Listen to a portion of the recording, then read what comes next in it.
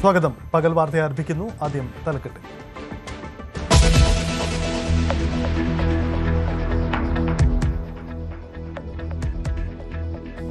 News 18 പുറത്തു കൊണ്ടുവന്ന BJP fund തട്ടിപ്പ് വാർത്തയ്ക്ക് വ്യക്തമായ സ്ഥിരീകരണം. സംസ്ഥാന സെക്രട്ടറി MB അഞ്ജനയ്ക്ക് 31 ലക്ഷം രൂപ കമ്മീഷൻ നൽകി. നിർണായക വെളിപ്പെടുത്തലുമായി കമ്മീഷൻ നൽകിയ കമ്പനിയുടെ പ്രതിനിധി കുടിശ്ശിക തുക നൽകിയില്ലെന്നും ശബ്ദരേഖയിൽ. BJP നേതാവിന്റെ ട്രാവൽസ് വക കള്ളബില്ലും. ബിൽ പ്രകാരം ഒരു ദിവസം കാർ ഓടിയത് 27 മണിക്കൂർ. പരാതി വന്നാൽ അന്വേഷിക്കുമെന്ന് മുഖ്യമന്ത്രി.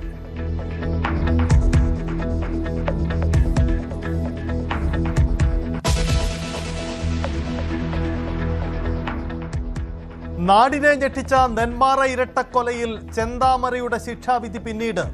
ഇരുഭാഗത്തിന്റെയും വാദം കഴിഞ്ഞു. വധശിക്ഷ തന്നെ നൽകണമെന്ന് പ്രോസിക്യൂഷൻ. ചെന്താമരയിൽ നിന്നും അയൽവാസികൾക്ക് ഭീഷണിയുണ്ടെന്നും പ്രോസിക്യൂഷന്റെ വാദം.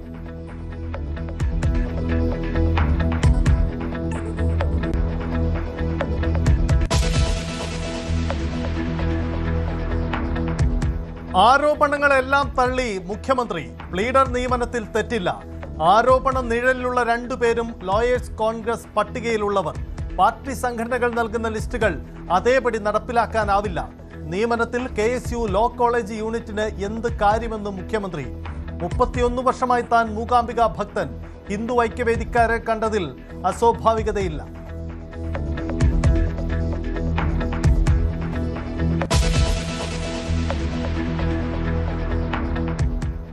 അതിവേഗ റെയിലിൽ ശ്രീധരന്റെ റിപ്പോർട്ട് അപ്പാടെ നടപ്പാക്കില്ലെന്ന് മുഖ്യമന്ത്രി. പാരിസ്ഥിതിക പ്രശ്നങ്ങളില്ലെന്ന് ഉറപ്പാക്കണം. ഭൂലഭ്യതയും യാത്രാ സൗകര്യവും കൂടാതെ ചരക്ക് നീക്ക സാധ്യതയും പഠിക്കും. റെയിലിൽ പിണറായി സർക്കാരിന് പറ്റിയ അബദ്ധം ആവർത്തിക്കില്ലെന്നും മന്ത്രിസഭാ യോഗശേഷം VD സതീശൻ.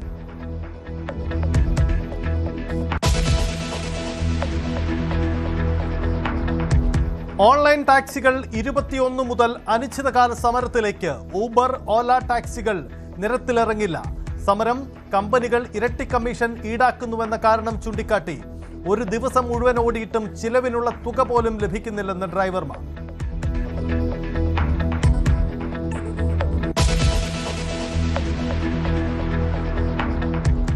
ബഹിരാകാശത്ത് ആദ്യമായി മലയാളിയെത്തി. ഒറ്റപ്പാലത്തുകാരൻ അനിൽ മേനോനും 2 റഷ്യക്കാരും സോയൂസ് MS-29 പേടകത്തിൽ ലക്ഷ്യം കുറിച്ചത് ഇന്ന് പുലർച്ചെ. അടുത്ത വർഷം ഏപ്രിൽ വരെ 3 പേരും ബഹിരാകാശത്ത്. ബൈക്കോനർ കോസ്മോഡ്രോമിൽ നിന്ന് കുതിച്ചുയർന്ന പേടകം ബഹിരാകാശ കേന്ദ്രത്തിലെത്തിയത് 3.5 മണിക്കൂർ കൊണ്ട്.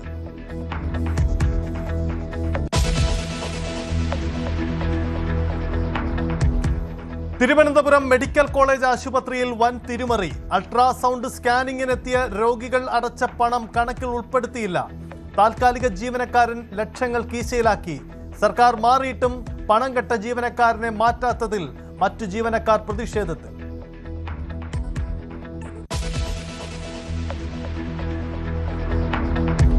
വിയറ്റ്നാമിൽ ബോട്ട് മുങ്ങി മരിച്ച വ്യവസായിക്കും ഭാര്യയ്ക്കും വിട്ട നൽകാൻ കൊട്ടാരക്കര.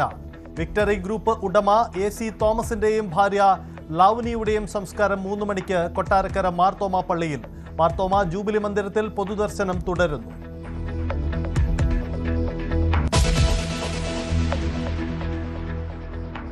കശുവണ്ടി കോർപ്പറേഷൻ അഴിമതിയിലെ കോടതി അലക്ഷ്യക്കേസിൽ നിലപാട് കടുപ്പിക്കുന്നു ഹൈക്കോടതി. 17 വർഷം സർവീസുള്ള IAS ഓഫീസർ വിവാദ ഉത്തരവിറക്കിയത് ചില്ലറക്കാര്യമല്ല. K. ബിജു IAS വാർത്താ സമ്മേളനം വിളിച്ച് മാപ്പ് പറയണം. വിനയായത് പ്രതികളെ പ്രോസിക്യൂട്ട് ചെയ്യാനുള്ള ഉത്തരവ് കോടതി സമ്മർദ്ദം കാരണമെന്ന ബിജുവിന്റെ ആദ്യ ഉത്തരവ്.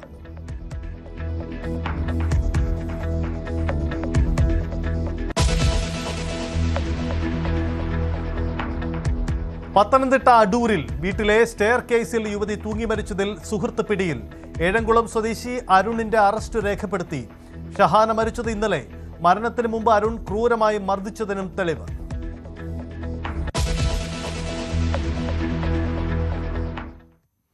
വിശദമായി. BJP ഫണ്ട് തട്ടിപ്പിൽ നിർണായകമായ ശബ്ദരേഖ പുറത്ത്. 31 ലക്ഷം രൂപ കമ്മീഷൻ നൽകിയെന്ന് സ്ഥിരീകരിക്കുന്നതാണ് ശബ്ദ സന്ദേശം. കമ്മീഷൻ നൽകിയ കമ്പനി പ്രതിനിധിയുടേതാണ് ഈ ഓഡിയോ. സംസ്ഥാന സെക്രട്ടറി MB അഞ്ജനയ്ക്ക് നൽകിയത് 31 ലക്ഷം രൂപയാണ്. തെരഞ്ഞെടുപ്പ് കഴിഞ്ഞ ഉടൻ കുടിശ്ശിക നൽകാമെന്ന ധാരണ പാലിക്കപ്പെട്ടിട്ടില്ലെന്നും ഓഡിയോയിൽ പറയുന്നു. നമ്മുടെ ആ പേയ്മെൻറ്റ് ഫുള്ള് വാങ്ങിത്തരുമ്പം കൊടുക്കാമെന്നല്ലേ ഞാൻ അന്ന് പറഞ്ഞത്. അഞ്ജനയ്ക്ക് 31 ലക്ഷം രൂപ കൊടുക്കുന്ന സമയത്ത് ഞാൻ പറഞ്ഞതല്ലേ പുതിയ ഫുൾ എമൗണ്ട് തന്നിട്ട് കൊടുത്താൽ മതി എന്നല്ലേ ആദ്യം പറഞ്ഞത്. പിന്നെ കുഴപ്പമില്ല, ഇലക്ഷൻ കഴിഞ്ഞ ഉടനെ ബാക്കി ബാലൻസ് 4,65,000 രൂപ മേടിച്ച് തരാം, ഇലക്ഷൻ കഴിഞ്ഞ ഉടനെ തരാമെന്ന് അഞ്ജന പറഞ്ഞതിൻ്റെ ഉറപ്പിലാണ് ഞാൻ 31 ലക്ഷം രൂപ കൊണ്ട് കൊടുക്കുന്നത്. അപ്പോൾ ആ ഉറപ്പ് പറഞ്ഞിട്ട് ഇപ്പോൾ ആരും വിളിച്ചിട്ട് ഫോൺ എടുക്കുന്നില്ല. എൻ്റെ കാര്യം വളരെ ബുദ്ധിമുട്ടിലാണ്. കമ്പനിയിൽ ഞാനിപ്പം ആ അവിടെ പ്രശ്നത്തിൽ നിൽക്കുകയാണ്. എനിക്ക് എന്തെങ്കിലും ഉടനെ ചെയ്തേ പറ്റുള്ളൂ. ഇത്രയും പെട്ടെന്ന് എനിക്ക് ബാക്കി 4,65 എനിക്ക് തരണം. നിങ്ങൾ പറഞ്ഞതനുസരിച്ച് പേയ്മെൻറ്റ് ഫുൾ എമൗണ്ട് ഞാൻ കൊണ്ട് കൊടുത്തിട്ടുണ്ട് അഞ്ജനയിൽ. 31 ലക്ഷം രൂപ ഞാൻ കൊണ്ട് കൊടുത്തിട്ടുണ്ട്. അത് ഞാൻ അപ്പോഴേ പറഞ്ഞാണ് ഫുൾ എമൗണ്ട് കിട്ടിയിട്ട് കൊടുത്താൽ പോരെന്ന് ചോദിച്ചപ്പോഴത്തേക്ക് ഇല്ല, അത് വർഷം കഴിഞ്ഞുകൊണ്ട് തരാമെന്നാണ് പറഞ്ഞത്. എന്നിട്ടിപ്പോൾ ഒരു രക്ഷയില്ല. ഞാൻ ഇത്രയും ദിവസമായില്ലേ, ഞാനിങ്ങനെ ഓരോ ദിവസം ഇങ്ങനെ ബുദ്ധിമുട്ടി കമ്പനിയിലൊന്നും മറുപടി പറയാൻ പറ്റാത്ത രീതിയിൽ കമ്പനി ആപാടെ നഷ്ടത്തിൽ നിൽക്കുവാണ്. നമുക്ക് ആപാടെ കിട്ടുന്നൊരു പ്രോഫിറ്റ് എന്ന് പറയുന്നത് അതാണ്. അതുപോലും ഇപ്പോൾ കിട്ടാതെ ഇപ്പം ആപാടെ കൈനഷ്ടം വന്നുകൊണ്ട് നിൽക്കുക. എത്രയും പെട്ടെന്ന് ആ പൈസ ഫണ്ടൊന്ന് റിലീസ് ചെയ്യാനുള്ള സംവിധാനം ഒന്ന് ചെയ്തു തരണേ. അതേസമയം ദേശീയ നേതൃത്വത്തിൽ ലഭിച്ച ബില്ലിൽ ഒരു ദിവസം 27 മണിക്കൂർ കാർ ഓടിയെന്ന് കാട്ടിയും പണം തട്ടി. തിരുവനന്തപുരം നോർത്തിലെ BJP നേതാവിന്റെ ഉടമസ്ഥതയിലുള്ള DN ടൂർ സമർപ്പിച്ച ബില്ലിലാണ് ഈ തട്ടിപ്പ് നടന്നിരിക്കുന്നത്. നമ്മുടെ ആ പേയ്മെൻറ്റ് ഫുള്ള് വാങ്ങിത്തരുമ്പം കൊടുക്കാമെന്നല്ലേ ഞാൻ അന്ന് പറഞ്ഞത്. അഞ്ജനയ്ക്ക് 31 ലക്ഷം രൂപ കൊടുക്കുന്ന സമയത്ത് ഞാൻ പറഞ്ഞതല്ലേ പുതിയ ഫുൾ എമൗണ്ട് തന്നിട്ട് കൊടുത്താൽ മതി എന്നല്ലേ ആദ്യം പറഞ്ഞത്. പിന്നെ കുഴപ്പമില്ല, ഇലക്ഷൻ കഴിഞ്ഞ ഉടനെ ബാക്കി ബാലൻസ് 4,65,000 രൂപ മേടിച്ച് തരാം, ഇലക്ഷൻ കഴിഞ്ഞ ഉടനെ തരാമെന്ന് അഞ്ജന പറഞ്ഞതിൻ്റെ ഉറപ്പിലാണ് ഞാൻ 31 ലക്ഷം രൂപ കൊണ്ട് കൊടുക്കുന്നത്. അപ്പോൾ ആ ഉറപ്പ് പറഞ്ഞിട്ട് ഇപ്പോൾ ആരും വിളിച്ചിട്ട് ഫോൺ എടുക്കുന്നില്ല. എൻ്റെ കാര്യം വളരെ ബുദ്ധിമുട്ടിലാണ്. BJP തെരഞ്ഞെടുപ്പ് ഫണ്ട് തട്ടിപ്പിൽ കൂടുതൽ നിർണായകമായ തെളിവുകൾ പുറത്തുവരികയാണ്. സംസ്ഥാന സെക്രട്ടറി അഞ്ജനയ്ക്ക് 31 ലക്ഷം രൂപ കൊടി വാങ്ങിയതിന് കമ്മീഷൻ നൽകിയെന്ന് നേരത്തെ ദേശീയ സംഘടനാ ജനറൽ സെക്രട്ടറി BL സന്തോഷ് ലഭിച്ച പരാതിയിൽ പറഞ്ഞിരുന്നു. ആ പരാതിയിൽ പറഞ്ഞ കാര്യങ്ങൾ ശരിയെന്ന് വ്യക്തമാക്കുന്ന ശബ്ദരേഖയാണ് ഇന്ന് പുറത്തു വന്നത്. ഈ കമ്പനി പ്രതിനിധി കൊടി നൽകിയ കമ്പനി പ്രതിനിധി BJP നേതാവുമായി സംസാരിക്കുന്ന ശബ്ദരേഖയാണ് പുറത്തു വന്നത്. 31 ലക്ഷം രൂപ സംസ്ഥാന സെക്രട്ടറി അഞ്ജനയ്ക്ക് നൽകിയിട്ടുണ്ട്. കരാർ പ്രകാരം മുഴുവൻ തുകയും നൽകുമ്പോൾ കമ്മീഷൻ നൽകാമെന്നായിരുന്നു ധാരണ. പക്ഷേ 31 ലക്ഷം രൂപ നേരത്തെ കൊടുത്തു. ഇനിയും 4.65 ലക്ഷം രൂപ തനിക്ക് കിട്ടാനുണ്ട്. തെരഞ്ഞെടുപ്പ് കഴിഞ്ഞ ഉടനെ കുടിശ്ശിക നൽകാമെന്നായിരുന്നു അഞ്ജനയുടെ ഉറപ്പ്. ആ ഉറപ്പ് പാലിക്കപ്പെടുന്നില്ല. തന്റെ കാര്യം ബുദ്ധിമുട്ടിലാണ്, കമ്പനി വലിയ പ്രതിസന്ധിയിലാണ്, ഉടൻ ഫണ്ട് റിലീസ് ചെയ്യണം. വാഗ്ദാനം ലംഘനം നടത്തി അഞ്ജന കമ്മീഷൻ നേരത്തെ വാങ്ങിയിട്ടും ഈ തുക വിട്ടു നൽകുന്നില്ല, ബാക്കി നൽകുന്ന പരാതിയാണ് ഈ കട ഉടമ, ഈ കൊടി നൽകിയ കമ്പനി ഉടമ BJP നേതാവിനോട് പറയുന്നത്.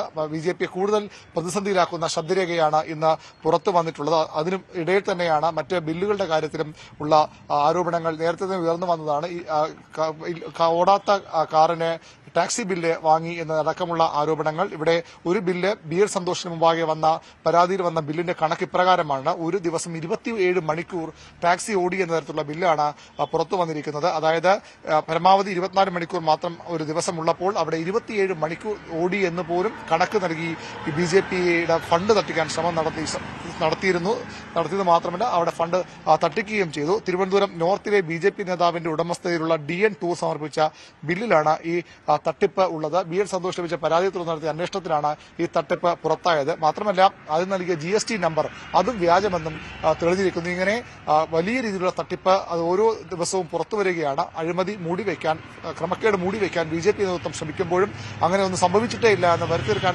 അവർ ശ്രമിക്കുമ്പോഴും ഓരോ ദിവസവും പുതിയ തെളിവുകളാണ് BJPക്കെതിരെ വരുന്നത്. പോലീസിലടക്കം പരാതി വന്നു കഴിഞ്ഞു. BJP സംസ്ഥാന നേതൃത്വം ഇപ്പോഴും ഈ വിഷയത്തിൽ യഥാർത്ഥ പ്രതിസന്ധി എന്നോ അല്ലെങ്കിൽ നടപടികൾ എന്ന കാര്യം തുറന്നു പറയാൻ തയ്യാറാകുന്നുമില്ല. BJP ഫണ്ട് തട്ടിപ്പിൽ പരാതി ലഭിച്ചിട്ടില്ലെന്ന് മുഖ്യമന്ത്രി VD സതീശൻ എന്ന് പ്രതികരിച്ചിട്ടുണ്ട്. പരാതി വന്നാൽ അന്വേഷിക്കുമെന്നും മുഖ്യമന്ത്രി വ്യക്തമാക്കി. എനിക്ക് പരാതിയൊന്നും കിട്ടിയിട്ടില്ല. ഞാനും ആ വാർത്ത വായിക്കുന്നുണ്ട്. കംപ്ലൈന്റ് വന്നാൽ അപ്പൊ നമുക്ക് നോക്കാം. പരാതി ആരെങ്കിലും പറഞ്ഞു കഴിഞ്ഞാൽ നമുക്ക് അപ്പൊ ആലോചിക്കാം. നമ്മുടെ മുമ്പിൽ പരാതിയില്ല. കേരളത്തെ നടുക്കിയ പാലക്കാട് നെന്മാറ ഇരട്ടക്കൊലക്കേസിലെ കുറ്റക്കാരൻ ചെന്താമരയുടെ ശിക്ഷാവിധി പിന്നീടുണ്ടാവും. ശിക്ഷാവിധിയിൽ വാദം പൂർത്തിയായി കഴിഞ്ഞു. വധശിക്ഷ നൽകണമെന്ന് പ്രോസിക്യൂഷൻ കോടതിയിൽ വീണ്ടും ആവശ്യപ്പെട്ടു. പ്രതി സമൂഹത്തിന് ഭീഷണിയാണ്. അയൽവാസികൾക്ക് പ്രതിയിൽ നിന്നും ഭീഷണി ഉണ്ടാകുന്നുണ്ടെന്നും പ്രോസിക്യൂഷൻ കോടതിയെ അറിയിച്ചു. കേസിൽ ഇരുഭാഗത്തിന്റെയും വാദം പൂർത്തിയായി. CV അനുമോദ് ചേരുന്നു. അനുമോദ്, ഏറ്റവും ഉയർന്ന ശിക്ഷ കിട്ടും, ഇതാണ് പ്രോസിക്യൂഷന്റെ പ്രതീക്ഷ. ആ രീതിയിൽ കോടതിയിൽ കേസ് ഫ്രെയിം ചെയ്തു എന്നവർ കരുതുമ്പോൾ ഇന്ന് കോടതിയിൽ നടന്ന വാദങ്ങൾ എന്താണ്? നാളെ ഒരുപക്ഷെ ശിക്ഷാവിധി കോടതി പറയാൻ സാധ്യതയുണ്ടോ?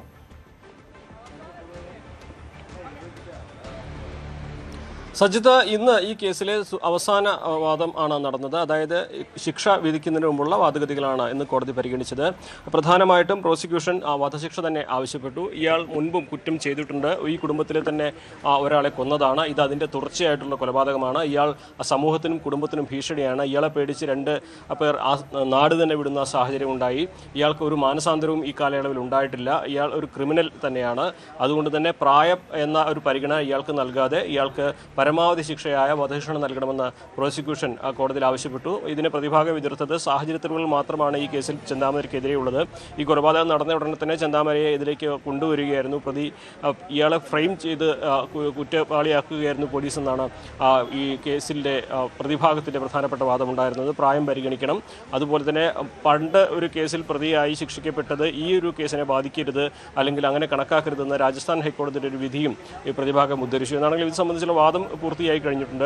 ഇന്നിപ്പോൾ നിയമസഹായ സമിതി നാളെ ഈ ശിക്ഷ നടപ്പാക്കുന്നതിന് മുൻപായിട്ടുള്ള അവരുടെ റിപ്പോർട്ട്, മിറ്റിഗേഷൻ റിപ്പോർട്ട് കോടതിയിൽ സമർപ്പിക്കും.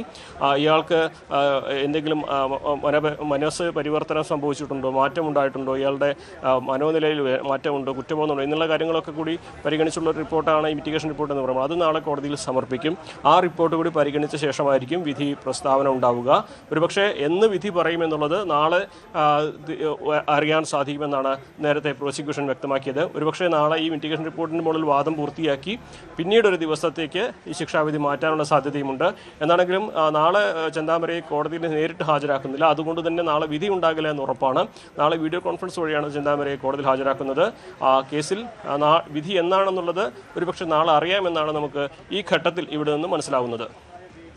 അതാണ് സാഹചര്യം. ചെന്താമര കേസിൽ ചെന്താമരയ്ക്ക് എന്ത് വിധി എന്ന കാര്യത്തിൽ അല്പം കൂടി കാത്തിരിപ്പ് വേണ്ടിവരും.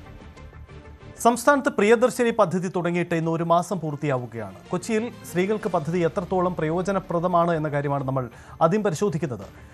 വിവിധ പ്രതികരണങ്ങൾ നോക്കാം. പ്രിയദർശിനി പദ്ധതി ആരംഭിച്ചിട്ട് 1 മാസം പിന്നിടുമ്പോൾ സർക്കാരിന് പൂർണ്ണ തൃപ്തിയാണെന്ന് ആണ് അറിയാൻ കഴിയുന്നത്. പ്രത്യേകിച്ചും സ്ത്രീകളായി യാത്രക്കാരുടെ എണ്ണം ഏറെ കൂടിയിട്ടുണ്ട്. കുടുംബ ബജറ്റിനെ തന്നെ മാറ്റിമറിക്കാൻ പ്രിയദർശിനി പദ്ധതി കൊണ്ട് കഴിഞ്ഞിട്ടുണ്ട് എന്ന് കഴിഞ്ഞ ദിവസം ഗതാഗത മന്ത്രി വ്യക്തമാക്കിയ സാഹചര്യം വേണ്ടത്. ഇന്ന് പ്രിയദർശിനി പദ്ധതി തുടങ്ങിയിട്ട് 1 മാസം പിന്നിടുകയാണ്. എന്താണ് കണക്കുകൾ എന്നുള്ള കാര്യത്തിൽ കൂടുതൽ വ്യക്തത വരാനുണ്ട്. എന്നിരുന്നാലും ആളുകൾ, പ്രത്യേകിച്ചും സ്ത്രീ യാത്രക്കാർ തൃപ്തരാണോ എന്നുള്ള കാര്യം നമുക്കൊന്ന് നോക്കാം. വല്ലപ്പോഴും നമ്മൾ ഇങ്ങോട്ട് എറണാകുളത്ത് വരുമ്പോൾ സന്തോഷമൊക്കെ ഉണ്ട്. വല്ലപ്പോഴും യാത്ര ചെയ്യാറ്? വല്ലപ്പോഴും ചെയ്യാറുണ്ട്. മോനും മരുമോളും ഇവിടെ താമസിക്കുന്നത്. ഫാമിലിക്ക് പൈസ കൊടുത്താൽ KSRTC പോയിരുന്നേ. ഈ പ്രിയദർശിനി വന്നപ്പോ ഞങ്ങൾക്ക് പൈസ കൊടുക്കണ്ട. അതൊരു ലാഭമാണ്. റെസ്പോൺസ് വളരെ അനുകൂലമായാണ്. ധാരാളം യാത്രക്കാർ ഇപ്പോൾ ഇടിച്ചു വണ്ടിയിൽ കയറുകയാണ്. കാരണം ബോഡ്ജറ്റിലൊക്കെ ഭയങ്കര കൺജസ്റ്റാണ്. കാരണം വണ്ടികളുടെ എണ്ണം കുറവുണ്ട്, പക്ഷേ ആളുകളുടെ എണ്ണം കൂടുതലാണ്. ഇപ്പോൾ സ്ത്രീകൾക്ക് പ്രയോജനം ചെയ്യുന്നുണ്ട്. സാമ്പത്തികമായിട്ടെന്ന് പറയുമ്പോൾ പുരുഷന്മാരും ഒരുപാട് അച്ഛന്മാരൊക്കെ ഒരുപാടുണ്ട്. അതിലെനിക്കൊരു വിഷമമുണ്ട്. കാരണം അച്ഛന്മാരൊക്കെ എന്ന് പറയുമ്പോൾ ബസ്സിൽ കയറാൻ പറ്റാതെ നിൽക്കുന്ന ഒരുപാട് പേരുണ്ട്. അവർക്ക് എങ്ങനെ കയറും എന്നുള്ള ഒരു ഇതിൽ നിൽക്കുന്നവരില്ലേ, ഭാര്യമാരില്ലാത്തതോ അല്ലെങ്കിൽ മക്കൾ സാമ്പത്തികം കൊടുക്കാത്തവരോ ഒക്കെ ഉള്ളവരുണ്ട്. അപ്പം അവർക്കൊക്കെ എങ്ങനെയാണ് എന്നുള്ള അപ്പം ആ ഒരു അവസ്ഥ അവർക്കും കൂടെ ഒരു ഇത് ഇനി നാളെ എന്താവുമെന്ന് നമ്മൾ പറയുന്നത് കൊണ്ട് മറ്റുള്ള ഒരു രീതിയിൽ.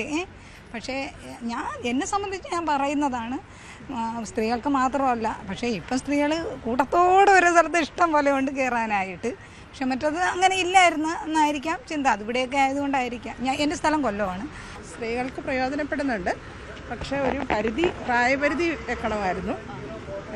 സമയപരിധിയും വെച്ചിരുന്നെങ്കിൽ കുഴപ്പമില്ലായിരുന്നു. ഇപ്പം പ്രൈവറ്റ് ബസ്സുകാർ ബഹളം ഉണ്ടാക്കുമല്ലേ.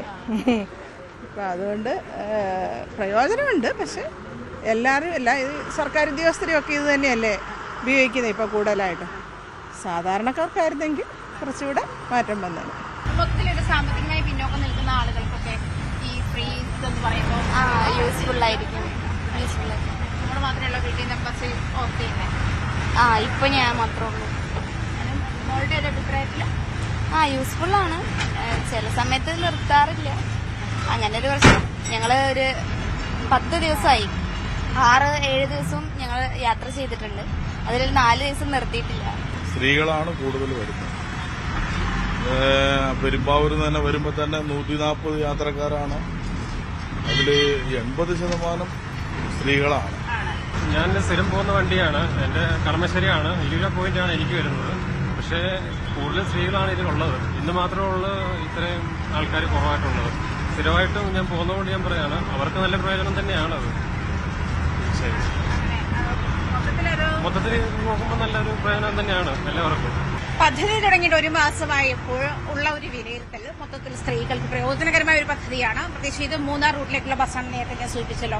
വളരെ അധികം, അതായത് 80%-ലധികം സ്ത്രീകളാണ് ഇതിൽ യാത്രയ്ക്ക് ഉണ്ടാവുക. കൂടുതലും സ്ത്രീകൾ ഈ പ്രിയദർശിനി സർവീസ് പദ്ധതി പ്രയോജനപ്പെടുത്തുന്നുണ്ട്. അത് സർക്കാർ മുന്നോട്ട് വച്ചിരിക്കുന്ന ഈ പദ്ധതി വളരെയധികം സ്ത്രീകൾക്ക് അവരുടെ സാമ്പത്തിക ഭദ്രതയുൾപ്പെടെ സേഫാക്കാൻ, കുറച്ചുകൂടി സേഫാക്കാൻ അത് പ്രയോജനപ്പെടുത്തുന്നുണ്ട് എന്നുള്ള വിലയിരുത്തലാണ്. ക്യാമറാമാൻ പ്രശാന്ത് മംഗലശ്ശേരിക്കൊപ്പം ആദ്യ രവീന്ദ്രൻ, ന്യൂസ് 18 കൊച്ചി. അങ്ങനെ സ്ത്രീകൾ കൈയടിച്ച് ഈ പദ്ധതിയെ സ്വീകരിച്ചപ്പോൾ പ്രതിസന്ധികളായ ഒരു വിഭാഗമുണ്ട്. മറ്റാരുമല്ല, സംസ്ഥാനത്തെ സ്വകാര്യ ബസ് സർവീസ് നടത്തുന്നവരാണ്. അടുത്ത പ്രതിസന്ധിയാണ് പ്രിയദർശിനി വന്നതോടെ ഉണ്ടാകുന്നത്. യാത്രക്കാരില്ലാതെ കാലിയായി ഓടുന്ന അവസ്ഥയിലാണ് കോഴിക്കോട് നഗരത്തിലടക്കം സർവീസ് നടത്തുന്ന പല സിറ്റി സർവീസ് ബസ്സുകളും. വിരലെണ്ണാവുന്ന യാത്രക്കാരുമായി സർവീസ് നടത്തുന്ന ഒരു സ്റ്റോപ്പും പലയിടങ്ങളിലുമുണ്ട്. MS സനീഷ് കുമാറിന്റെ റിപ്പോർട്ടുകൾ. പ്രിയദർശിനി സർവീസ് 1 മാസം പിന്നിടുമ്പോൾ സ്വകാര്യ ബസ്സുകളുടെ ഇപ്പോഴത്തെ അവസ്ഥയുടെ ഒരു നേർക്കാഴ്ചയാണ് നമുക്ക് കാണാൻ കഴിയുന്നത്. കോഴിക്കോട് നിന്നും എലത്തൂർ സർവീസിൽ റൂട്ടിൽ ഓടുന്ന ഒരു KSRT ഒരു പ്രൈവറ്റ് ബസ്സാണ്, സ്വകാര്യ ബസ്സാണ്. ഇതിൽ ഒരു ഏതാണ്ട് 90%-ലധികം സീറ്റുകൾ ഒഴിഞ്ഞു കിടക്കുന്ന കാഴ്ച. കാലിയായ സീറ്റുകളാണ് നമുക്ക് മുന്നിൽ ഉള്ളതെല്ലാം. ഒറ്റ ആളുകൾ പോലും കാര്യമായി ബസ്സിലേക്ക് കയറാത്തൊരു സാഹചര്യം. എന്തായാലും 3 സ്ത്രീ യാത്രക്കാർ, വനിതാ യാത്രക്കാരാണ് ഇന്ന് ഈ ബസ്സിൽ ഇപ്പോൾ നമുക്ക് കാണാൻ കഴിയുന്നത്. നമുക്ക് അവരോട് തന്നെ ചോദിക്കാം എന്താണ് സംഭവിക്കുന്നത്. ഈ സ്വകാര്യ ബസ്സിൽ തന്നെയാണ് ഇപ്പോഴും യാത്ര ചെയ്യാറ്? അതെ. ഈ പ്രിയദർശിനി വന്നല്ലോ, അതിൽ പോയാൽ പൈസ കൊടുക്കണ്ടല്ലോ. പ്രിയദർശിനിയിൽ ഇപ്പൊ കയറാനൊന്നും പറ്റുന്നില്ല. അടുത്തടുത്ത സ്റ്റോപ്പിലുള്ള ആൾക്കാരൊക്കെ പ്രിയദർശിനി കയറിയിട്ട്, നമ്മളൊക്കെ ലോങ് പോകേണ്ട ആൾക്കാരാണ്. പക്ഷെ നമുക്കൊന്നും സ്ഥിരമായിട്ട് നമ്മള് KSRTC ബസ്സിലാണ് യാത്ര ചെയ്തുകൊണ്ടിരിക്കുന്നത്. ഇപ്പൊ ആ ബസ്സിൽ കയറാനേ പറ്റുന്നില്ല. 10 രൂപേന്റെ ഓട്ടത്തിലടക്കം ആൾക്കാർ അതിലാ കയറുന്നത്. ഭയങ്കര തിരക്കാണ്. ഭയങ്കര തിരക്കാണ്. സമാധാനമായി യാത്ര ചെയ്യാൻ പറ്റുന്ന അതെ, പ്രൈവറ്റ് ബസ് തന്നെയാണ് യാത്ര ചെയ്യാൻ പറ്റുന്നത്. പക്ഷേ പൈസ ലാഭം കിട്ടില്ലേ? പൈസന്റെ നോക്കിയിട്ട് കാര്യമില്ല, നമ്മളെ ജീവനാണല്ലോ നമ്മൾ വില കൊടുക്കുന്നത്. ആ KSRTC ബസ്സിൽ നമ്മൾ സ്റ്റെപ്പിന്റെ മുകളിലൊക്കെയാണ് നിൽക്കുന്നത്. ഓട്ടോമാറ്റിക് ഡോർ അല്ലെങ്കിൽ ഡോറ് തട്ടിപ്പോയാൽ പുറത്തേക്ക് ആൾക്കാർ തെറിച്ചു പോകുന്നത്. ഭയങ്കര അപകടമാണ്. എത്രയോ ബസ് വൈക്കായിട്ടാണ് പോകുന്നത്. ഇതൊക്കെ കാലാവധി കഴിഞ്ഞ ബസ്സാണ് ഇപ്പൊ ഇവിടെ നിന്നൊക്കെ ഓടിക്കൊണ്ടിരിക്കുന്നത്. എങ്ങനെയാ പ്രിയദർശിനി യാത്ര ചെയ്യാറില്ലേ? തിരക്ക് കൂടുതലാ. തിരക്കാ. അപ്പൊ ഇതിൽ പക്ഷേ ശാന്തം, ആരുമില്ല. സാധാരണ ഈ ബസ്സിലൊക്കെ ഈ സമയത്ത് പോയാൽ ഇരിക്കാൻ പോലും സീറ്റ് കിട്ടില്ലായിരുന്നു. ഇപ്പൊ സൗകര്യമാണ് അല്ലേ? അതാണ് സാധാരണഗതിയിൽ നിന്ന് പോലും പോകാൻ കഴിയാത്ത റൂട്ടായിരുന്നു. ഇവിടെ ഇപ്പോൾ സുഖമായിട്ട് ഇരുന്നു. അപ്പൊ അവര് പറയുന്നത് അവര് പ്രിയദർശിനി ഒഴിവാക്കി ഇത് കയറി. കാരണം പ്രിയദർശിനി ഭയങ്കര തിരക്കാണ്. ഇവിടെ കയറിയാൽ സുഖമായിട്ട് ഒരു മനുഷ്യനില്ല. സുഖമായിട്ട് പോവാ. ഇതാണ് അവസ്ഥ. ബസ്സിനകത്തുള്ള അവസ്ഥ നിങ്ങൾ കണ്ടില്ല. ഇതാണ് ഇപ്പോൾ ഈ സൗജന്യ യാത്ര വന്നത് മുതൽ അവസ്ഥ. സ്വകാര്യ ബസ്സിന്റെ അവസ്ഥ വളരെ മോശമാണ്. കളക്ഷനിലൊക്കെ ഒരുപാട് മാറ്റമുണ്ട്. പിന്നെ അതേപോലെ ഞങ്ങൾക്ക് ദിവസവേതനാണ്. അപ്പോൾ അതും ഒരുപാട്, ഒരു ദിവസം 1000 രൂപ കൊണ്ടുവരുന്ന ഞങ്ങൾ ഇപ്പോൾ 600, 650 അല്ലെങ്കിൽ അതിന് താഴെയൊക്കെ ആണ് വരുന്നത്. ഡീസൽ കഴിഞ്ഞിട്ട് ഡീസലിനാണ് ഇപ്പം വില വർധനവ് കാരണം ഇപ്പോൾ 102.69 ഡീസലിന്. അപ്പോൾ ഈ നല്ലൊരു പൈസ ഡീസലിന് മേലെ കൂടിയിട്ടുണ്ട്. 8 രൂപ 9 രൂപയുടെ അടുത്ത് ഡീസലിന് കൂടിയിട്ടുണ്ട്. അപ്പോൾ വൈകുന്നേരം ആകുമ്പോൾ ഇതെല്ലാം കൂടെ കളക്ഷൻ മുതലാളിക്ക് കൊടുക്കുമ്പോൾ അവർക്ക് നല്ലൊരു ബാലൻസ്. ഇത് പുതിയ വണ്ടിയാണ്, ഇപ്പോൾ 1 വർഷമായിട്ടേ ഉള്ളൂ. ഇതിന് മാസം നല്ലൊരു അടവുണ്ട്. ആ അടവൊക്കെ ഇപ്പോൾ മുടങ്ങുന്ന ഒരു അവസ്ഥയിലാണ് ഉള്ളത്. ഇപ്പോൾ ഗവൺമെന്റ് 50% നികുതി എന്ന് പറഞ്ഞിട്ട് കുറച്ച് കൊടുക്കുക എന്ന് പറഞ്ഞാൽ ഒരു ദിവസം ചിലപ്പോൾ ഒരു 100-150 നികുതിന്റെ ഇതിന് കിട്ടുള്ളൂ. പക്ഷേ കളക്ഷനിൽ എന്ന് വെച്ചാൽ 2500 രൂപയുടെ അടുത്താണ് ഇതിന് 2500-3000 രൂപയുടെ അടുത്തൊക്കെയാണ് നഷ്ടം വരുന്നത്. അപ്പോൾ നല്ലൊരു അടവുള്ളൊരു വണ്ടി നല്ലൊരു നഷ്ടം സഹിച്ചും കൊണ്ടാണ് ഇപ്പോൾ സർവീസ് നടത്തുന്നത്. ഇതിപ്പോ നമുക്ക് നോക്കിയാൽ കാണാം, ഒറ്റ യാത്രക്കാരിയാണ് ഈ വാഹനത്തിലുള്ളത്. വേറെ ആരും യാത്ര ചെയ്യാനില്ലാത്ത ഒരു സാഹചര്യം. ഒരാൾ കൂടി കയറിയിട്ടുണ്ട്. ഡ്രൈവർ ആണെങ്കിൽ പോലും ഒരു ഏകാന്തപതികനായി ഈ വാഹനം ഓടിക്കേണ്ട ഒരു അവസ്ഥയിലേക്ക് കാര്യങ്ങൾ നീങ്ങുകയാണ്. 2 യാത്രക്കാരുമായി ഓടുന്ന ഒരു സ്വകാര്യ ബസ് കോഴിക്കോട് നഗരത്തിൽ നിന്നും എലത്തൂരിലേക്ക് പോകുന്ന ഒരു ബസ്സാണിത്. ആ ബസ്സിൽ കേവലം 2 പേർ മാത്രം. അത് സ്ത്രീ യാത്രക്കാരാണ്. പ്രിയദർശിനിയിൽ പോകാറില്ലേ? പിന്നെന്താ പറ്റി ഈ സ്വകാര്യ ബസ്സിൽ ഈ ബസ്സിലൊന്നും ഒരു മനുഷ്യനില്ല. ഇപ്പൊ കിട്ടിയപ്പോ കണ്ടു കയറിയെന്നുള്ളൂ, അതോ പ്രിയദർശനിലെ തിരക്ക് കാരണമാണോ? പ്രിയദർശിനി അത്യാവശ്യം നല്ല തിരക്കുണ്ട്. അത് പണം ലാഭമല്ല അതിന് പോയാല്. അതാണ് പക്ഷെ നിൽക്കുന്ന ടൈമിൽ കിട്ടുന്ന ബസ് കിട്ടുന്ന പൈസ കയറും, അല്ല അതിനുവേണ്ടി കാത്തു നിൽക്കാറില്ല. ഇതിനകത്ത് ഒരു ആളുമില്ല, നിങ്ങൾ 2 പേർ മാത്രമേ ഉള്ളൂ യാത്രക്കാര്. ചേട്ടാ എങ്ങനെയുണ്ട്? 2 യാത്രക്കാരുമായിട്ടാണ് പോകുന്നത്. അതും തിരക്കായോണ്ട് അവർ ഇതൊക്കെ കയറിയേക്കുന്നതായിരിക്കും. ഓരോ സ്ഥിതിമായിട്ട് കാര്യമല്ലോ, ലാഭം നോക്കും, എന്തോരു കാര്യങ്ങൾ നോക്കി വർക്ക് ചെയ്യും. ഇതിപ്പോ സ്ഥിരമായിട്ട് ഇങ്ങനെയൊക്കെ തന്നെയാണോ ഓടിക്കുന്നത്? ആളില്ലാത്തോട്ടോ? ചില ട്രിപ്പുകൾ ആളുണ്ടാവും, ചില ട്രിപ്പ് തീരെ ഉണ്ടാവില്ല. അമേരിക്ക സ്ഥിതി എന്നാലും മൊത്തത്തിൽ സ്ഥിതി വളരെ മോശം. ഡീസലിന്റെ പൈസ ഞങ്ങൾക്ക് പൈസ കുറവ്, ഞങ്ങൾക്ക് 10 കുറയല്ലോ. ആളില്ല, കളക്ഷനില്ല, ഞങ്ങൾ 10 കുറയും. അതിന്റെ എല്ലാ വരുമാനം എല്ലാവർക്കും ബാധിക്കും. അതാണ് തീരെ യാത്രക്കാർ ഇങ്ങനെ ക്ഷയിച്ച് ആളുകൾ തന്നെ ഇല്ലാണ്ടായി വരുന്ന ഒരു അവസ്ഥയിലേക്ക്. കാരണം സാധാരണ സ്ത്രീ യാത്രക്കാരാണ് ഈ സ്വകാര്യ ബസ്സുകളെ കൂടുതലായി താങ്ങി നിർത്തിയിരുന്നത്. അവരാണ് രാവിലെ കൂടുതലും ഇത് ആശ്രയിക്കുന്നത്. കാരണം പുരുഷന്മാർ പലപ്പോഴും ഇരുചക്ര വാഹനങ്ങളിലും മറ്റു വാഹനങ്ങളിലും ഒക്കെ ഓഫീസുകളിലേക്കും മറ്റിടങ്ങളിലേക്കും ജോലി സ്ഥലത്തേക്കും ഒക്കെ പോകുമ്പോൾ സ്വകാര്യ ബസ്സിലാണ് കൂടുതൽ സ്ത്രീകളും കുട്ടികളും അടക്കമുള്ളവരൊക്കെ പോയിരുന്നത്. പക്ഷെ അത്തരം ആളുകൾ തീരെയില്ല. നല്ല പ്രവൃത്തി സമയമാണ്. എന്നിട്ട് പോലും ഈ ബസ്സിൽ കയറാൻ ആളില്ലാതെ ശൂന്യമായി കിടക്കുന്നത്. അതായത് ഞാനും ആ ഡ്രൈവറും കണ്ടക്ടറും ഒപ്പം ഈ പ്രിയദർശിനി ബസ് കിട്ടാത്തത് കൊണ്ട് ഇതിൽ കയറി, അല്ലെങ്കിൽ അതിൽ കയറാൻ തിരക്കായതുകൊണ്ട് ഇതിൽ കയറിയ ഒരു വനിതാ യാത്രക്കാരിയും മാത്രമാണ് ഉള്ളത്. എന്തായാലും സംസ്ഥാനത്തെ സ്വകാര്യ ബസ് മേഖല ഈ പ്രിയദർശിനി സർവീസ് ആരംഭിച്ച ശേഷം നേരിടുന്ന പ്രതിസന്ധിയുടെ ഒരു വലിയ നേർക്കാഴ്ചയാണ് നമുക്കിപ്പോൾ ഈ കോഴിക്കോട് നഗരത്തിൽ നിന്നും കാണാൻ കഴിയുന്നത്. ഇപ്പോൾ ഈ ട്രിപ്പ് മാത്രമല്ല, പല ട്രിപ്പുകളിലും സമാനമായ അവസ്ഥയിലേക്ക് തന്നെ ഈ വാഹന ഉടമകളും ജീവനക്കാരും ഒക്കെ നീങ്ങുന്നു. അക്ഷരാർത്ഥത്തിൽ അവരുടെ ജീവിതം വലിയ ഒരു പ്രതിസന്ധിയിലേക്ക് നീങ്ങുന്നു എന്നതാണ് നമുക്ക് ഈ കാലിയായ ബസ്സിൽ നിന്നും നൽകാൻ കഴിയുന്ന വിവരം. പ്രിയദർശിനി സൗജന്യ സർവീസ് 1 മാസം പിന്നിടുമ്പോൾ കടുത്ത നഷ്ടത്തിലേക്കാണ് നീങ്ങുന്നതെന്നാണ് ബസ് ഓപ്പറേറ്റേഴ്സ് അസോസിയേഷൻ ജില്ലാ പ്രസിഡന്റ് കെ ടി വാസുദേവന്റെ വാക്കുകൾ. നഷ്ടത്തിലായ ബസ്സുകൾ മറ്റു വരുമാന മാർഗങ്ങൾ തേടണമെന്ന ഗതാഗത മന്ത്രിയുടെ നിർദ്ദേശം സ്വകാര്യ ബസ് ഉടമകൾ തള്ളുന്നു. ഈ വ്യവസായം പിടിച്ചു നിൽക്കാൻ പറ്റാത്ത അവസ്ഥയിലാണ് ഇന്ന് കേരളത്തിലെ ബസ് ഉടമകൾ മുഴുവനും. 10,000 അതായത് ഒരു ബസ്സിൽ മിനിമം 3 തൊഴിലാളികളുണ്ട്. 10,000 ബസ്സിൽ 30,000 തൊഴിലാളികളും ആ തൊഴിലാളികളായിട്ട് ബന്ധപ്പെട്ട കുടുംബങ്ങളും. അതുമാതിരി മുൻപ് കാലങ്ങളിൽ ബസ് വ്യവസായം എന്ന് പറയാൻ മുതലാളിമാർ കൊണ്ട് നടക്കുന്ന ഒരു വ്യവസായമായിരുന്നു. ഇന്ന് ബസ്സിൽ അച്ഛൻ മകൻ കണ്ടക്ടർ, മകൻ ഡ്രൈവർ, അച്ഛൻ കണ്ടക്ടർ എന്ന രീതിയിൽ 1 ആൾ 2 ആൾ 3 ആൾ കൂട്ടിയിട്ടാണ് ഒരു ബസ് നടത്തിക്കൊണ്ടുപോരുന്നത്. ആ നിലയിൽ ഒരു സ്വയം തൊഴിൽ എന്ന നിലയിലാണ് ഈ വ്യവസായമായിട്ട് ഇത് മുന്നോട്ട് പോകുന്നത്. ഗവൺമെന്റിന്റെ ഭാഗത്ത് നിന്ന് ഏതെങ്കിലും രീതിയിൽ ഒരു പാക്കേജോ അല്ലെങ്കിൽ ഏതെങ്കിലും രീതിയിൽ ഒരു ഡീസൽ ഉണ്ടാകുന്ന നിധി ഇളവിലോ തന്നിട്ട് ഈ വ്യവസായത്തെ സംരക്ഷിച്ചു പോകണം. അപ്പം ഞങ്ങളെ ഒരു വ്യവസായമായിട്ട് അംഗീകരിച്ചിട്ട് ഒരു പൊതുമേഖല ഒരു ബസ് സർവീസിന്റെ സംഘടന നിലനിർത്താൻ വേണ്ടി ഗവൺമെന്റ് ഇടപെടണം എന്നാണ് ഞങ്ങൾക്ക് പറയാനുള്ളത്. സംസ്ഥാനത്തെ സർക്കാർ പദ്ധതികൾ വലിയ രീതിയിൽ വൈകുന്നതിനെതിരെ പുതിയൊരു പദ്ധതി നീക്കം സർക്കാർ പ്രഖ്യാപിച്ചിരിക്കുകയാണ്. ഡാറ്റ ഡ്രിവൺ ഫയൽ നീക്കത്തിനാണ് തുടക്കം. സർക്കാർ പുതിയ സംവിധാനം കൊണ്ടുവരുമെന്നാണ് മുഖ്യമന്ത്രിയുടെ പ്രഖ്യാപനം. പദ്ധതി നടത്തിപ്പിന് മാപ്പിംഗ് വരും. പദ്ധതികൾ നടപ്പാലാക്കുന്നതിലെ കാലതാമസം മൂലം കോടികളാണ് ഖജനാവിന് നഷ്ടമാവുന്നത്. പദ്ധതികൾ കൃത്യസമയത്തിന് തീർക്കാൻ പുതിയ നീക്കമുണ്ടാകും. സെക്രട്ടേറിയറ്റിൽ ഫയൽ നീക്കം നിരീക്ഷിക്കാനാണ് പുതിയ സംവിധാനമെന്നും വി.ഡി. സതീശൻ വ്യക്തമാക്കി. സെക്രട്ടേറിയറ്റിൽ പൊതുഭരണ വകുപ്പിന്റെ കീഴിൽ ഒരു business policy and process re engineering cell തുടങ്ങാൻ വേണ്ടിയിട്ടുള്ളൊരു തീരുമാനമെടുത്തു. കാരണം വിവിധ വകുപ്പുകളുടെ തമ്മിലുള്ള ഏകോപനം, ഫയലുകളുടെ പൊസിഷൻ, ഇതെല്ലാം വലിയ അനിശ്ചിതത്വത്തിൽ കിടക്കുകയും ഫയലുകളുടെ മൂവ്മെന്റ്സ് വളരെ സ്ലോയിലായും ചെയ്യുന്നതുകൊണ്ട് പല തീരുമാനങ്ങളും പലപ്പോഴും എടുക്കാൻ പറ്റുന്നില്ല. നമ്മൾ മുൻകൂട്ടി വാഗ്ദാനം ചെയ്തിരുന്നത് പോലെയുള്ളൊരു ഡാറ്റ ഡ്രിവൺ ഗവേണൻസിലേക്ക് ഗവൺമെന്റ് ചലിക്കുകയാണ്. വളരെ വേഗത്തിൽ എല്ലാ വകുപ്പുകളെയും ഏകോപിപ്പിച്ചുകൊണ്ട് ഓരോ വകുപ്പുകളിലും നടക്കുന്ന കാര്യങ്ങൾ കൃത്യമായി അറിയാനുള്ള സംവിധാനം, അതാത് വകുപ്പുകളിലും മുഖ്യമന്ത്രിയുടെ ഓഫീസിലും ചീഫ് സെക്രട്ടറിയുടെ ഓഫീസിലുമെല്ലാം ഓരോ ഫയലുകളുടെയും പൊസിഷൻ അറിയാവുന്നതിന് വേണ്ടിയിട്ടുള്ള ഒരു പുതിയ സംവിധാനമാണ്, ഏകോപനമാണ് വിവിധ വർക്ക്. പ്രോജക്റ്റിന്റെ കാര്യത്തിലും ഈ ഏകോപനം ഉണ്ടാവും, പ്രോജക്റ്റ് മാപ്പിംഗ് ഉണ്ടാവും.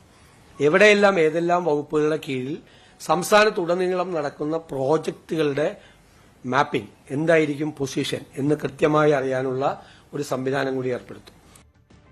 പ്ലീഡർ നിയമന വിവാദത്തിൽ ലോയർ കോൺഗ്രസ് ഉന്നയിച്ച ആക്ഷേപങ്ങൾ തള്ളി മുഖ്യമന്ത്രി. തന്നോട് ആരും പരാതി പറഞ്ഞിട്ടില്ല. ആരോപണ വിധേയരായ 2 പേരും ലോയേഴ്സ് കോൺഗ്രസിന്റെ പട്ടികയിലുള്ളവരാണ്. അവരുടെ മറ്റു പശ്ചാത്തലവും പരിശോധിച്ചിട്ടാണ് നിയമനം നൽകിയത്. പ്ലീഡർ നിയമനത്തിൽ ലോ കോളേജ് KSUവിന്റെ യൂണിറ്റ് കമ്മിറ്റിക്ക് എന്ത് കാര്യമെന്നും VD സതീശൻ. എന്നോട് ആരും പരാതി പറഞ്ഞിട്ടില്ല. ഇവര് പരാതിപ്പെട്ടു എന്നും പറഞ്ഞു വ്യാപകമായ വാർത്ത വന്നു. അപ്പൊ എന്റെ കയ്യിലുള്ളത് ഇന്ത്യൻ ലോയേഴ്സ് കോൺഗ്രസിന്റെ സംസ്ഥാന കമ്മിറ്റി സമർപ്പിച്ച റിപ്പോർട്ടാണ്, ഈ റെക്കമെൻഡേഷനാണ്. ആ റെക്കമെൻഡേഷനിൽ ഈ വിവാദപ്പെട്ട 2 പേരുടെയും പേര് അവർ റെക്കമെൻഡ് ചെയ്ത 2 പേരെ ആക്കണമെന്ന് പറഞ്ഞു. ഇവർ ഈ ലിസ്റ്റ് തന്നതുകൊണ്ട് മാത്രമല്ല ഞങ്ങൾ അവരെ പരിശോധിച്ചത്. ലിസ്റ്റ് തന്ന പലരും വന്നിട്ടുണ്ട്, ചിലർ വന്നിട്ടില്ല. ഞങ്ങൾ അതിനെക്കുറിച്ചുള്ളൊരു പരിശോധന നടത്തിയിട്ടാണ്, അവരുടെ പശ്ചാത്തലം കൂടി പരിശോധിച്ചിട്ടാണ് അവരെ നിയമിച്ചത്. അവർ ഇന്ത്യൻ ലോയേഴ്സ് കോൺഗ്രസിന്റെ മെമ്പർമാരാണ്. 2 പേരും മെമ്പർമാരാണ്.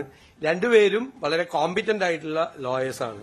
അതാ AGയോടുകൂടി ആലോചിച്ചിട്ടാണ് നമ്മൾ ഗവൺമെന്റ് ബിൽഡർമാര് അല്ലെങ്കിൽ കോൺഗ്രസിന്റെ ഒരു പോഷക സംഘടന തരുന്ന ലിസ്റ്റിന്റെ അടിയിൽ ഒപ്പിടാനല്ലോ നമ്മൾ ഇരിക്കുന്നത്. അങ്ങനെ ചെയ്യാൻ പറ്റില്ലല്ലോ. കോടതിയിൽ നല്ല ലോയേഴ്സും കൂടി വരണമല്ലോ. അവര് ഇന്ത്യൻ ലോയേഴ്സ് കോൺഗ്രസിന്റെ മെമ്പർമാരാണ്. CPMൽ നിന്ന് വന്ന 5 പേര് സ്ഥാനാർത്ഥികളായിരുന്നു അസംബ്ലിയിൽ. BJPയിൽ നിന്ന് വന്ന ഒരാൾ. തിരുവനന്തപുരം ലോ കോളേജിലെ യൂണിറ്റ് കമ്മിറ്റിയാണോ ഗവൺമെന്റ് ബിൽഡറെ തീരുമാനിക്കുന്നത്? നോ. അതൊക്കെ വെറുതെ അനാവശ്യമായിട്ട് നിങ്ങളിത് ഊതി വീർപ്പിച്ച് നിങ്ങൾ വലിയ വാർത്തയാക്കിയാണ്. ADGP MR അജിത് കുമാറിനെതിരായ നടപടിക്രമങ്ങൾ പാലിച്ചേ മുന്നോട്ടു പോകാനാകൂ എന്നാണ് മുഖ്യമന്ത്രിയുടെ വാദം. മാധ്യമ വാർത്തകളുടെ അടിസ്ഥാനത്തിൽ നടപടി എടുക്കാനാവില്ല. സർക്കാരിന് മുന്നിൽ റിപ്പോർട്ട് എത്തിയിട്ടില്ലെന്നും VD സതീശൻ ഇക്കാര്യത്തിൽ പ്രതികരിച്ചു. ആ ആഭ്യന്തരമന്ത്രി വളരെ ഭംഗിയായിട്ട് അത് വിശദീകരിച്ചു. നടപടിക്രമങ്ങൾ നിങ്ങളല്ല നടപടിയെടുക്കേണ്ടത്, മാധ്യമങ്ങളല്ല നടപടിയെടുക്കേണ്ടത്, ഗവൺമെന്റാണ്. ഗവൺമെന്റ് അതിനൊരു പ്രൊസീജിയർ ഉണ്ട്. ആ പ്രൊസീജിയർ കംപ്ലീറ്റ് ആയിട്ട് ഫില്ല് ചെയ്ത് ഞങ്ങൾ ചെയ്യുള്ളൂ. മനസ്സിലായില്ലേ? അത് നടപടി എടുക്കുമ്പോൾ നിങ്ങളെ അറിയിക്കും. അത് അപ്പ അറിഞ്ഞാൽ മതി. നിങ്ങൾ എന്താ ചെയ്യാൻ പോണേന്ന് നിങ്ങൾ അപ്പ അറിഞ്ഞാൽ മതി. ഞങ്ങൾ പറയും. നിങ്ങൾ അപ്പ അറിഞ്ഞാൽ മതി എന്താണ് ഇതിന്റെ നടപടിക്രമമെന്നും ഞങ്ങൾ എന്താ ചെയ്യാൻ പോണേന്നും തീരുമാനം എടുത്തിട്ട് നിങ്ങളെ അറിയിക്കും. അപ്പൊ നിങ്ങൾ അറിഞ്ഞാൽ മതി. ഹിന്ദു ഐക്യവേദി നേതാക്കളെ കണ്ടതിൽ വിശദീകരണം നൽകുന്നു മുഖ്യമന്ത്രി. ഹിന്ദു ഐക്യവേദി നേതാക്കൾ സമയം ആവശ്യപ്പെട്ടതുകൊണ്ടാണ് അവർ കാണാനെത്തിയത്. അവരെ കാണില്ലെന്ന് പറയാൻ കഴിയുമോ തനിക്ക്? പിണറായി വിജയൻ ചെയ്തതുപോലെ RSS നേതാക്കളെ വേറെ കാറിൽ പോയി ഒളിച്ചല്ല താൻ കണ്ടത്. ഇതാണ് മുഹമ്മദ് റിയാസിനുള്ള തന്റെ മറുപടിയെന്നും അദ്ദേഹം പറയുന്നു. താൻ കോൺഗ്രസിന്റെയും UDFന്റെയും മാത്രം മുഖ്യമന്ത്രിയല്ല, കേരളത്തിന്റെ മുഖ്യമന്ത്രിയാണെന്നും സതീശൻ പറഞ്ഞു. ഹിന്ദു ഐക്യവേദിയുടെ നേതാക്കൾ എന്നെ കാണണം എന്നാവശ്യപ്പെട്ടു. ഞാൻ അവർക്ക് സമയം കൊടുത്തു. അവർ വന്ന് കാണാൻ പറഞ്ഞു. അത് പബ്ലിക് കാണുന്ന സമയത്താണ് അവരെ വന്ന് എന്നെ കണ്ടത്. ഞാൻ അവരെ മുറിയിൽ കയറ്റിയിരുത്തി കണ്ടു. അതിൽ 2 പേര് എനിക്കെതിരായിട്ട് നിരന്തരമായ വ്യാപകമായ പ്രചരണം നടത്തിയിരുന്ന ആളുകളാണ്. ഞാൻ അവരുടെ പേര് കണ്ടപ്പോ അവരെ കാണാൻ പറ്റില്ല എന്ന് ഞാൻ പറയാമോ? ഞാൻ കോൺഗ്രസിന്റെ UDFന്റെ മാത്രം മുഖ്യമന്ത്രിയാണോ? കേരളത്തിലെ മുഖ്യമന്ത്രിയല്ലേ? എന്നെ കാണാൻ വരുന്നവരോട് ഞാൻ നിങ്ങളെ കാണില്ല എന്ന് പറയാമോ? ഞാൻ അത് ചെയ്താലല്ലേ തെറ്റ്. പിന്നെ പഴയ മന്ത്രിയായിരുന്ന ശ്രീ റിയാസാണ് പറഞ്ഞത് ഇവിടെ കയറി ഇറങ്ങാണെന്ന് പറഞ്ഞു. അദ്ദേഹത്തിനോട് എന്റെ മറുപടി, ഞാൻ ഒളിച്ചല്ല കണ്ടത്. പിണറായി വിജയൻ ചെയ്തതുപോലെ RSS നേതാക്കളെ വേറെ കാറിൽ പോയി മസ്കറ്റ് ഹോട്ടലിൽ പത്രക്കാരെയൊക്കെ മാറ്റി നിർത്തി ആരെ അറിയാതെ ഒളിച്ചല്ല കണ്ടത്. അതാണ് റിയാസിനുള്ള മറുപടി. ഒളിച്ചല്ല കണ്ടത്, രഹസ്യമായിട്ടല്ല കണ്ടത്. ഇവിടെ 100 കണക്കിന് ജനങ്ങൾ കാണാൻ വേണ്ടി വരുന്ന കൂട്ടത്തിൽ അവർ നേരത്തെ പറഞ്ഞു, അവര് വന്ന നിവേദനം അവർ തന്നു, അവരുമായി സംസാരിച്ചു. മുഖ്യമന്ത്രിക്ക് വീണ്ടും മറുപടിയുമായി മുഹമ്മദ് റിയാസ് രംഗത്ത് വന്നിട്ടുണ്ട്. RSSന് മുന്നിൽ കുമ്പിട്ട് നിന്ന പാരമ്പര്യം പിണറായിക്കല്ല, സതീശനാണ്. ഉന്നയിക്കുന്ന വിഷയങ്ങൾക്കല്ല മുഖ്യമന്ത്രി മറുപടി നൽകുന്നത്. സംഘപരിവാറുകാർ മുഖ്യമന്ത്രിയുടെ ഓഫീസിൽ നിരങ്ങുകയാണെന്നും റിയാസ് ആരോപിച്ചു. കേരളത്തിന്റെ മുഖ്യമന്ത്രി ശ്രീ VD സതീശൻ ഉന്നയിക്കുന്ന വിഷയങ്ങൾക്കുള്ള മറുപടിയല്ല പൊതുവെ പറയുന്നത്. ഇപ്പോൾ പ്ലീഡറെ ലക്ഷണമൊത്ത ഒരു BJPക്കാരനെ നിശ്ചയിച്ചതുമായി ബന്ധപ്പെട്ട വിഷയം ഉയർത്തിയത് ഞങ്ങൾ മാത്രമല്ല, കോൺഗ്രസ് പാർട്ടിയിൽ നിന്ന് ഉയർത്തി. കോൺഗ്രസിന്റെ വിദ്യാർത്ഥി സംഘടന KSU ഉയർത്തി. ആ KSUവിനെ അപമാനിക്കുന്ന നിലയിലുള്ള ചില പ്രസ്താവനകൾ വന്നു എന്നാണ് ഞാൻ മനസ്സിലാക്കാൻ വേണ്ടി സാധിച്ചിട്ടുള്ളത്. അപ്പൊ അതിന് അദ്ദേഹം നൽകിയ മറുപടിയുണ്ട്. യഥാർത്ഥത്തിൽ ആ മറുപടി സംഘപരിവാറിന്റെ നേതാക്കന്മാർ കേരളത്തിന് മുഖ്യമന്ത്രിയെ കണ്ട് നിവേദനം കൊടുക്കുന്നതിൽ ആരും ഇവിടെ തെറ്റു പറഞ്ഞിട്ടില്ല. മുഖ്യമന്ത്രി എന്ന് പറഞ്ഞാൽ എല്ലാവരുടെയും മുഖ്യമന്ത്രിയാണ്. ഞാൻ ഉന്നയിച്ചപ്പോഴത് പറഞ്ഞിരുന്നു. എന്നാൽ സംഘപരിവാറിന്റെ നേതാക്കന്മാർ മുഖ്യമന്ത്രിയുടെ ഓഫീസ് നിരങ്ങുകയാണ്. കേരളത്തിന് മുഖ്യമന്ത്രിക്ക് ഭരണത്തിന്റെ എല്ലാ സംവിധാനങ്ങളുണ്ടല്ലോ, അതൊക്കെ ഉപയോഗിച്ചുകൊണ്ട് തന്നെ അങ്ങനെ കണ്ടോ എന്നുള്ളത് പരിശോധിക്കാം. അസംബന്ധം പറയുക, ഒരു ബന്ധവുമില്ലാത്ത കാര്യങ്ങൾ പറഞ്ഞു പോകുന്നു. എന്തായാലും RSSന്റെ തലവന് മുമ്പിൽ കുമ്പിട്ട് നിന്ന് നിലവിളക്ക് കത്തിച്ച പാരമ്പര്യമല്ല സഖാവ് പിണറായി വിജയനും ഞങ്ങളുടെ പ്രസ്ഥാനത്തിനുള്ളത് എന്നുള്ളത് ശ്രീ VD സതീശനെ ഒന്ന് ഓർമ്മപ്പെടുത്താൻ ആഗ്രഹിക്കുകയാണ്. NSS general secretary G. Sukumaran നായർക്ക് കൂടിക്കാഴ്ചയ്ക്ക് അനുമതി നിഷേധിച്ചു എന്ന ആരോപണം തള്ളി മുഖ്യമന്ത്രി. സുകുമാരൻ നായർ വിളിച്ചപ്പോൾ ബജറ്റിന്റെ തിരക്കുകളിലായിരുന്നു താൻ. പിന്നീട് തിരിച്ചു വിളിച്ചപ്പോൾ സുകുമാരൻ നായർ കൂടിക്കാഴ്ചയ്ക്ക് താൽപര്യം അറിയിച്ചു. കാണാമെന്ന് താൻ മറുപടി നൽകിയെന്നും കൂടിക്കാഴ്ചയ്ക്ക് അനുമതി നിഷേധിച്ചതായി അദ്ദേഹം പറഞ്ഞതായി താൻ കരുതുന്നില്ലെന്നും മുഖ്യമന്ത്രി പറഞ്ഞു. തെറ്റായ വാർത്തയാണ്. അദ്ദേഹം എന്റെ പ്രൈവറ്റ് സെക്രട്ടറിയെ വിളിച്ചിരുന്നു. എന്നെ ഫോണിൽ കിട്ടാണ്ട് ഞാൻ ബജറ്റിന്റെ തയ്യാറെടുപ്പിന്റെ സമയത്ത് എന്റെ അടുത്ത് ഫോൺ ഉണ്ടായില്ല, ഞാൻ മാറി നിൽക്കുകയായിരുന്നു. അദ്ദേഹം വിളിച്ചെന്ന് പറഞ്ഞപ്പോൾ ഞാൻ അദ്ദേഹത്തെ തിരിച്ചു വിളിച്ചു. വളരെ കോടിയലായിട്ട് സംസാരിച്ചു. അപ്പോൾ നമുക്ക് എപ്പോഴെങ്കിലും ഒന്ന് കാണണം എന്ന് പറഞ്ഞു. ഞാൻ പറഞ്ഞു ഉറപ്പായിട്ട് കാണാം, കുറച്ച് കാര്യങ്ങൾ പറയാനുണ്ടെന്ന് പറഞ്ഞവർക്ക് കാണാമെന്ന് പറഞ്ഞു. ആ കാണാമെന്ന് ഞാൻ അദ്ദേഹത്തോട് പറഞ്ഞു. ഞാൻ പറഞ്ഞപ്പോ അത് കഴിഞ്ഞിട്ട് ആ ആഴ്ച മൂകാംബിക സന്ദർശനത്തിനെ വിമർശിച്ചവർക്ക് മുഖ്യമന്ത്രിയുടെ മറുപടി. താൻ 37 വർഷമായി മൂകാംബികയിൽ പോകുന്നു. മുഖ്യമന്ത്രി ആയതിനാൽ പോകാൻ പാടില്ലെന്നുണ്ടോ എന്നും മുഖ്യമന്ത്രി VD Satheesan. How can he say that is soft Hindutva? I have been going to Mookambika for the last 37 years, from 90 onwards. I am a devotee of Kollur Mookambika. I am very happy to say that. For the last 37 years I have been visiting there for darshan. ഞാൻ മുഖ്യമന്ത്രി ആയിക്കൊണ്ട് പോകായിരുന്ന മോശമല്ലേ? ഇവരെ ഏത് ലോകത്തേക്കാ പോകണ? ക്ഷേത്രങ്ങളിൽ പോകുന്നത്, ആരാധിക്കാൻ പോകുന്ന എല്ലാവരെയും അപമാനിക്കുമല്ലേ? അങ്ങനെയാണെങ്കിൽ അദ്ദേഹം അങ്ങനെ പറഞ്ഞിട്ടുണ്ടെങ്കിൽ അദ്ദേഹം ചെയ്തത്, ഞാൻ മുഖ്യമന്ത്രി ആയതുകൊണ്ട് ഞാൻ ആളുകളെ ഇനിയില്ല, ഞാൻ ഒരിടത്തും പോവില്ല എന്ന് പറയാമോ? ഇതൊക്കെ ഇവർക്കൊന്നും പറയാനില്ല. സ്വന്തം ബാധ്യയിലെ സ്ഥിതി അവർക്കറിയാം. വിഴിഞ്ഞം തുറമുഖത്തിൽ സംസ്ഥാനത്തിന്റെ താൽപര്യം ഹനിക്കില്ലെന്ന് മുഖ്യമന്ത്രി VD സതീശൻ. മുൻ സർക്കാരിന്റെ കാലത്ത് കരാർ കാലാവധി 5 വർഷം നീട്ടിക്കൊടുത്തു. പദ്ധതി വൈകിയതിന് അദാനി നൽകേണ്ട 219 കോടി രൂപ സർക്കാർ ഇളവ് ചെയ്ത് നൽകി. എന്ത് ഡീലാണിത്? ഡീൽ നടത്തിയ പരിചയം കൊണ്ടാണോ മറ്റുള്ളവരെ അധിക്ഷേപിക്കുന്നതെന്നും സതീശൻ ചോദിച്ചു. 2019 ഇത് തീർക്കേണ്ടിയിരുന്നത് കരാർ കൺസെഷൻ എഗ്രിമെന്റ് അനുസരിച്ച്. തീർന്നില്ലെങ്കിൽ 2024 തീരുള്ളൂ. ഇവര് കൺസെഷൻ എഗ്രിമെന്റിൽ അമെന്റ്മെന്റ് വരുത്തി പിണറായി സർക്കാർ. 5 വർഷം കൂടി നീട്ടിക്കൊടുത്തു. 5 വർഷം നീട്ടിക്കൊടുക്കുമ്പോൾ 40 വർഷം ഇത് നടപ്പാക്കാനുള്ള അവകാശം 45 വർഷമാക്കി കൊടുക്കുകയാണ്. ഈ കൺസെഷൻ എഗ്രിമെന്റിൽ ഒരു ക്ലോസ് ഉണ്ടായിരുന്നു. ഇവര് വൈകിയാൽ ഒരു ദിവസം ഇവര് 12 ലക്ഷം കൊടുക്കണമെന്ന്. 12 ലക്ഷം 5 കൊല്ലം വൈകിയപ്പോൾ അവര് കൊടുക്കേണ്ട സർക്കാരിന് പെനാൽറ്റി, പീനൽ പ്രൊവിഷനാണ്. കൊടുക്കേണ്ട തുക 219 കോടിയാണ്. ഒറ്റ പൈസ ഇതെല്ലാം ഒഴിവാക്കി കൊടുത്തവർ. 2 ഘട്ടമായി എല്ലാം ഒഴിവാക്കി കൊടുത്തു. അതെന്ത് ഡീലായിരുന്നു? ഈ ഡീല് നടത്തിയ പരിചയം കൊണ്ടാണോ ബാക്കിയുള്ളവരെ അധിക്ഷേപിക്കാൻ വേണ്ടിയിട്ട് ഇവർ വന്നിരിക്കുന്നത്? അല്ല, ഇതിനൊക്കെ മറുപടി പറയണമല്ലോ. എന്തിനാണ് കൺസെഷൻ എഗ്രിമെന്റിൽ ഞങ്ങൾ ഒന്നും ചെയ്തില്ലല്ലോ, ഒന്നും ചെയ്യാതെ നിങ്ങളെ കൂടി ആഘോഷിക്കല്ലേ? വിഴിഞ്ഞത്ത് അത് ചെയ്തു ഇത് ചെയ്തു എന്ന് പറഞ്ഞ് ആഘോഷിക്കല്ലായിരുന്നാ? കുറെ ദിവസം ആഘോഷിക്കും. ഞങ്ങൾ ഒന്നും ചെയ്തില്ലല്ലോ, ഒരു നടപടിയും ഇതുവരെ തീരുമാനം എടുത്തിട്ടില്ലല്ലോ. അതിലവിടെ ചോദിച്ചത് എന്ത് തീരുമാനം എടുക്കും? തീരുമാനം എംപവേർഡ് കമ്മിറ്റിയുടെ റിപ്പോർട്ട് വരും. ഞങ്ങൾ പറയുന്നത് സ്റ്റേറ്റിന്റെ ഇൻട്രസ്റ്റ്, സ്റ്റേറ്റിന് ഏതാണ് ഇൻട്രസ്റ്റ് അത് പ്രൊട്ടക്ട് ചെയ്തുകൊണ്ടുള്ള തീരുമാനമെടുക്കും. ആറന്മുള വിമാനത്താവളത്തെക്കുറിച്ച് സർക്കാർ ആലോചിച്ചിട്ട് പോലുമില്ലെന്ന് മുഖ്യമന്ത്രി സതീശൻ പറഞ്ഞു. ആറന്മുള വിമാനത്താവളത്തെക്കുറിച്ച് സർക്കാർ ആലോചിച്ചിട്ട് പോലുമില്ല. ഈ ഹൈസ്പീഡ് റെയിൽ പദ്ധതിയിൽ ശ്രീധരൻ സമർപ്പിച്ച DMRC റിപ്പോർട്ട് പൂർണ്ണമല്ലെന്ന് മുഖ്യമന്ത്രി പറയുന്നു. ഈ രൂപത്തിൽ പദ്ധതി ഏറ്റെടുക്കാൻ കഴിയില്ല. പാരിസ്ഥിതിക പഠനം വ്യക്തമായി നടത്തണം. റെയിലിൽ പറ്റിയ അബദ്ധം ആവർത്തിക്കരുത്. സംസ്ഥാന സർക്കാരും ഭൂമിയുടെ ലഭ്യത, ചരക്ക് നീക്കം തുടങ്ങിയ 4 കാര്യങ്ങളിൽ വ്യക്തമായ പഠനം നടത്തണമെന്നും VD സതീശൻ. ഇതൊരു പൂർണ്ണമായ റിപ്പോർട്ടല്ല എന്നൊരു വിലയിരുത്തലാണ് അവര് എത്തിച്ചേർന്നിരിക്കുന്നത്.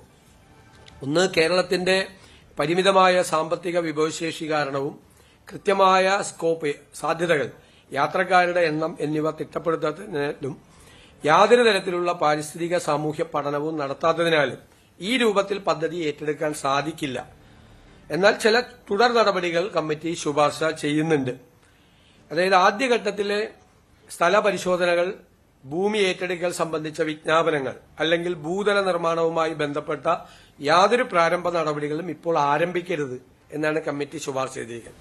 കാരണം ഇതിന്റെ ഒരു കൃത്യമായ ഒരു എക്കണോമിക് മോഡൽ, ഇതിൽ എത്ര യാത്രക്കാർ യാത്ര ചെയ്യാനുള്ള സാധ്യതയുണ്ട്, പിന്നെ പാരിസ്ഥിതിക പഠനം, ഇതൊന്നും നടത്താതെ, അതാണ് നമുക്ക് കേരളയിൽ പറ്റിയ ഒരു അപകടം ഇതിന്റെ അകത്ത് ആവർത്തിക്കരുത് എന്നാണ് ശുപാർശ.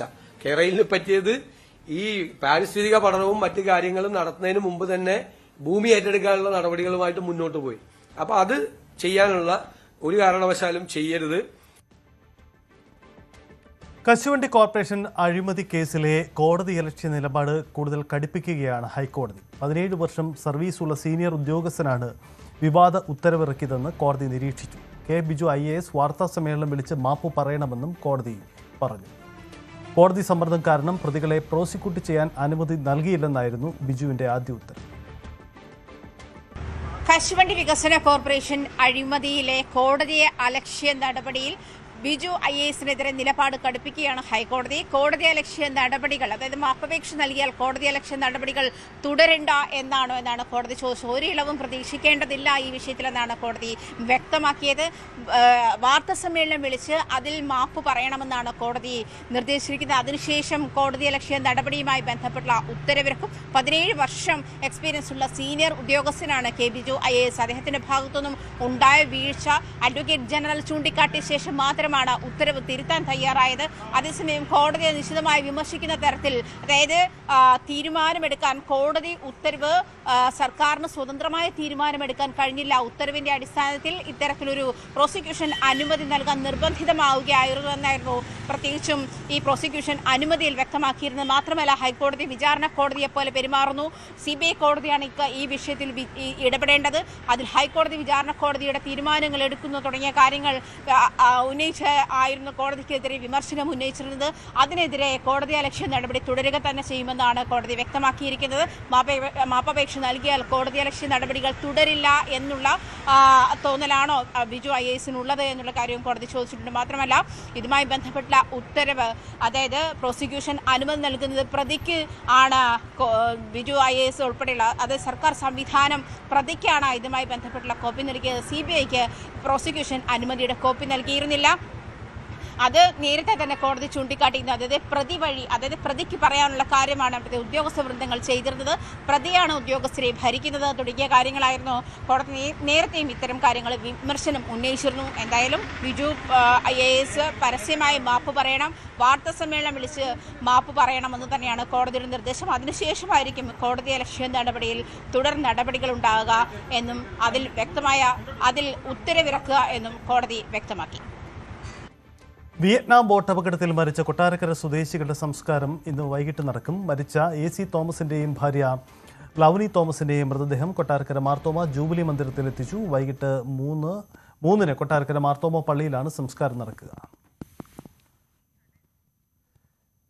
വിനീഷ് നമുക്കൊപ്പം ചേരുന്നു. വിനീഷ്, പൊതുദർശനം കേരളത്തെ ഞെട്ടിച്ച സംഭവമാണ്. ഒരു വ്യവസായ പ്രമുഖനും കുടുംബവുമാണ് മരണപ്പെട്ടത്. എന്താണ് പൊതുദർശനം, എങ്ങനെ പുരോഗമിക്കുന്നു? സജിത്ത്, വിക്ടറി ഗ്രൂപ്പ് ഉടമയായ AV തോമസും ഭാര്യ ലവ്ലി തോമസും കൊട്ടാരക്കര ചന്തമുക്ക് കൃപാനഗർ സ്വദേശികളാണ്. ഇരുവരുടെയും മൃതദേഹങ്ങൾ കൊട്ടാരക്കര താലൂക്ക് ആശുപത്രി മോർച്ചറിയിൽ നിന്നും കുടുംബ വീട്ടിലേക്കാണ് ആദ്യം എത്തിച്ചത്. തുടർന്ന് 9 മണിക്ക് ശേഷം മൃതശരീരങ്ങൾ വിലാപയാത്രയായിട്ടാണ് കൊട്ടാരക്കര ജൂബിലി മന്ദിരം ചാപ്പലിൽ എത്തിക്കുകയും ചെയ്തു. തുടർന്ന് അവിടെയായിരുന്നു പൊതുദർശനം ക്രമീകരിച്ചത്. നിലവിൽ ഇപ്പോൾ പൊതുദർശനം നടക്കുകയാണ്. ബന്ധുമിത്രാദികളും സാമൂഹ്യ രാഷ്ട്രീയ സാംസ്കാരിക രംഗത്തെ പ്രമുഖരുമെല്ലാം തന്നെ ചടങ്ങിൽ അന്തിമോപചാരം അർപ്പിക്കുന്നുണ്ട്. അതുപോലെ തന്നെ Kodikunnil Suresh MP, NK Premachandran MP, KN Balagopal MLA എന്നിവർ അന്തിമോപചാരം അർപ്പിച്ചു. വൈകിട്ട് 3 മണിക്ക് ശേഷമാകും ഈ മതപരമായ ശുശ്രൂഷകളുടെ ഒരു അവസാന ഭാഗത്തേക്ക് കടക്കുക. 4 മണിക്ക് ശേഷം കൊട്ടാരക്കര മർത്തോമ വലിയ പള്ളിയിലേക്ക് മൃതദേഹങ്ങൾ വിലാപയാത്രയായി തന്നെ കൊണ്ടുപോകും. തുടർന്നാകും അവിടെ അവരുടെ കുടുംബ കല്ലറയിലാണ് സംസ്കാര ചടങ്ങുകളെല്ലാം ക്രമീകരിച്ചിരിക്കുന്നത്. ശരിക്കും ഇവരുടെ ഒരു വിയോഗം നാടിനെ വലിയ രീതിയിൽ ദുഃഖത്തിലാഴ്ത്തിയ ഒരു സാഹചര്യമാണ് ഇപ്പോൾ ഉള്ളത്. സജിത്ത്, സംസ്കാര ചടങ്ങുകൾ വൈകിട്ട് നടക്കും. പത്തനംതിട്ട അടൂരിലെ ഷഹാനയുടെ മരണത്തിൽ സുഹൃത്ത് അറസ്റ്റിൽ. ഏഴംകുളം സ്വദേശി അരുണാണ് അറസ്റ്റിലായത്. ആത്മഹത്യാ പ്രേരണയ്ക്കാണ് കേസ്. തൂങ്ങി മരിക്കും മുമ്പ് ഷഹാനയെ അരുൺ മർദ്ദിച്ചു. ശശിനാരായണൻ ചേരുന്നുണ്ട്. ശശിനാരായണൻ, എന്താണ് ഈ സംഭവത്തിന്റെ ദുരൂഹത? സജിത്ത്, തിങ്കളാഴ്ച രാത്രിയാണ് കോട്ടമുകൾ അടൂർ കോട്ടമുകൾ സ്വദേശിയായ ഷഹന ആത്മഹത്യ ചെയ്യുന്നത്. എന്നാലും ആത്മഹത്യ ചെയ്യുന്ന സമയത്ത് തൂങ്ങി മരിക്കുന്ന സമയത്ത് ഈ വീട്ടിൽ ഷഹാനയോടൊപ്പം ഉണ്ടായിരുന്ന സുഹൃത്തിനെ കസ്റ്റഡി എടുത്തിരുന്നു. ഏഴംകുളം സ്വദേശിയായ അരുണെ ആണ് അന്ന് തന്നെ പോലീസ് കസ്റ്റഡി എടുത്തത്. എന്തായാലും വിശദമായ ചോദ്യം ചെയ്യലിലാണ് ഇയാൾ ഷഹാനെ മർദ്ദിച്ചിരുന്നു. ഇവർ സുഹൃത്തുക്കളാണ്. അന്നത്തെ ദിവസം വാക്കേറ്റം ഉണ്ടായി തുടർന്ന് മർദ്ദനം ഉണ്ടായി തുടർന്നാണ് ഷഹാന ആത്മഹത്യ എന്നുള്ള മൊഴിയാണ് അരുണ അന്ന് നൽകിയത്. എന്തായാലും ആ ദിവസം തന്നെ പോലീസ് കസ്റ്റഡി എടുത്തിരുന്നു. പക്ഷേ നിലവിലത്തെ സാഹചര്യത്തിൽ പോലീസ് ചോദിച്ചത് എന്തുകൊണ്ട് ആത്മഹത്യ ചെയ്യാൻ ഷഹാന തയ്യാറായ സമയത്ത് പിന്തിരിപ്പിച്ചില്ല എന്നുള്ള കാരണം കൊണ്ടാണ് ആത്മഹത്യ പ്രേരണ കുറ്റം ഇപ്പോൾ ചുമത്തിയാണ് അരുണിനെ അറസ്റ്റ് ചെയ്തിട്ടുള്ളത്. വിശദമായ മൊഴിയും രേഖപ്പെടുത്തും. പക്ഷേ അരുൺ നൽകിയിരിക്കുന്ന മൊഴി ഒരുപക്ഷെ ആ സമയത്ത് വീട്ടിലുണ്ടായ സംഘർഷവും മറ്റു കാര്യങ്ങളും ഇവർ തമ്മിലുള്ള പ്രശ്നങ്ങളൊക്കെ ചില മൊഴികളിലൊക്കെ വൈരുദ്ധ്യങ്ങളുണ്ട്. എന്തായാലും അവിടെ ആ സമയത്ത് ഒന്നിച്ചു നിൽക്കുന്ന സമയത്താണ് ഷഹാന കയറി വീട്ടിൽ തൂങ്ങി മരിക്കുന്നത്. അതുകൊണ്ട് തന്നെ എന്തുകൊണ്ട് പിന്തിരിപ്പിച്ചില്ല എന്നുള്ള കാര്യം കൊണ്ട് ആത്മഹത്യ പ്രേരണ കുറ്റം ചുമത്തിയാണ് ഇപ്പോൾ ഈ അരുണിനെ പോലീസ് അറസ്റ്റ് ചെയ്തിട്ടുള്ളത്. നിലവിൽ മറ്റ് കാര്യങ്ങൾ എന്തെങ്കിലും ഉണ്ടോ എന്നുള്ള കാര്യം കൂടി പോലീസ് പരിശോധിക്കുന്നുണ്ട്. അതാണ് സാഹചര്യം. എന്തായാലും മരണത്തിലെ ദുരൂഹത അന്വേഷിക്കും. കൊച്ചിയിൽ സ്വർണം നൽകാമെന്ന് പറഞ്ഞ് ദമ്പതികളിൽ നിന്നും 6 ലക്ഷം രൂപ തട്ടിയെടുത്ത കേസിൽ 2 പേർ അറസ്റ്റിലായി. കർണാടക മൈസൂരു സ്വദേശികളായ അർജുൻ, വിനോദ് എന്നിവരാണ് പാലാരിവട്ടം പോലീസിന്റെ പിടിയിലായത്. കന്യാകുമാരിയിൽ നിന്നും കസ്റ്റഡിയിലെടുത്ത ഇരുവരും അന്തർ സംസ്ഥാന തട്ടിപ്പ് സംഘത്തിലെ കണ്ണികളാണെന്നും സൂചനയുണ്ട്. മൈസൂരുവിൽ ഭൂമി കുഴിച്ചപ്പോൾ സ്വർണം ലഭിച്ചതായും അത് വിൽക്കാൻ സഹായിക്കണമെന്നും ആവശ്യപ്പെട്ടാണ് സംഘം പണം തട്ടിയത്.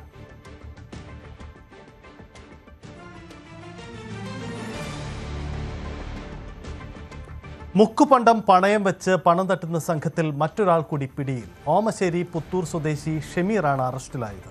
ഇയാളെ കോടതിയിൽ ഹാജരാക്കി റിമാൻഡ് ചെയ്തു. കാരശ്ശേരി ബാങ്കിൽ നിന്നാണ് ഇയാൾ 3 തവണ മുക്കുപണ്ടം പണയം വെച്ച് 3,17,000 രൂപ തട്ടിയത്. മുക്കം മണപ്പുറം ഫിനാൻസിൽ സ്വർണം പൂശിയ മുക്കുപണ്ടം പണയം വെച്ച് പണം തട്ടിയ കേസിലെ പ്രതി മുഹമ്മദ് നിസാനെയും ഇന്നലെ കോടതി റിമാൻഡ് ചെയ്തിരുന്നു. സംഘത്തിൽ ഇനിയും നിരവധി വമ്പന്മാർ പിടിയിലാകാനുണ്ടെന്നാണ് പോലീസിന്റെ നിഗമനം.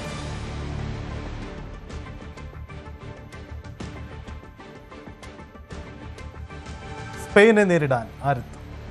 ഫുട്ഗോളം in association with Methar eagle FC Kerala.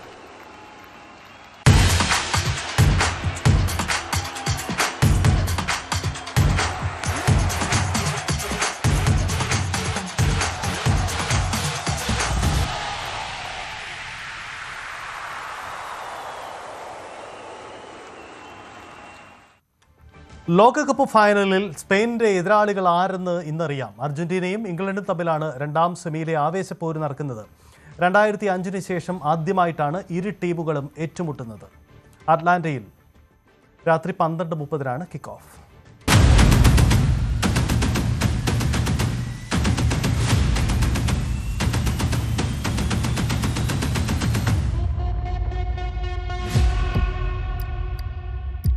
ഇത് യുദ്ധത്തിന്റെ രാത്രിയാണ്.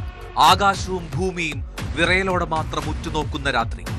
അറ്റ്ലാന്റയിലെ വേലിക്കുള്ളിൽ ബൂട്ടുകളിൽ നിന്ന് മിസൈലുകൾ പായുമ്പോൾ നാൽക്കാലിൽ കെട്ടിയ വലകൾക്ക് തീപിടിക്കും. യുദ്ധഭൂമിയിലെ 11 യോദ്ധാക്കൾ ഓരോ സ്ഫോടനങ്ങൾക്കും മരുന്ന് നിറയ്ക്കുമ്പോൾ തീ പകരാൻ കാത്തിരിക്കും ഗാലറിയിലെ കാലാൾപ്പട. ഫോക്ലാൻഡ് യുദ്ധത്തിന്റെ 44-ാം ആണ്ടിൽ വീണ്ടും അർജന്റീന ഇംഗ്ലണ്ട് ഫുട്ബോൾ യുദ്ധം.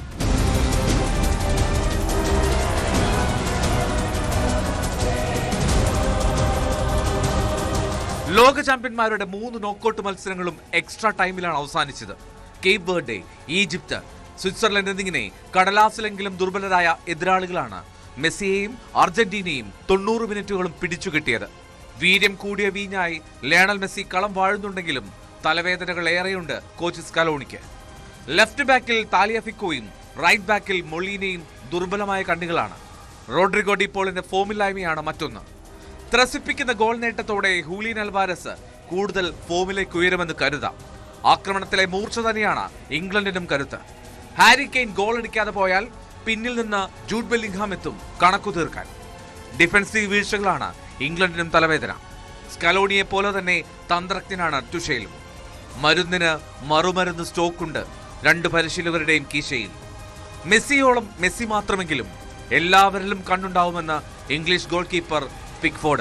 He's scored so many goals and he's contributed to so many goals as well over his career, and it's great to be able to finally come up against him for so long and watching him as a kid. And yeah, but we all know how good Messi is, but we also know how good Argentina is. So can't just solely rely on Messi. We've got to focus on the other strengths as well, and the other weaknesses we can take advantage of.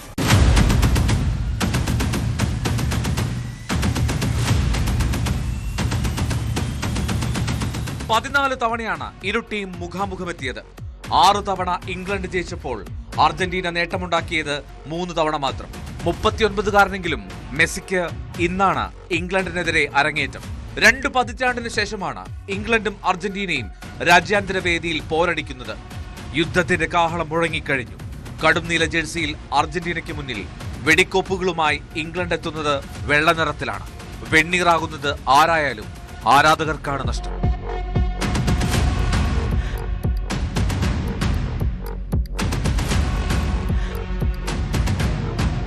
Welcome desk news 18.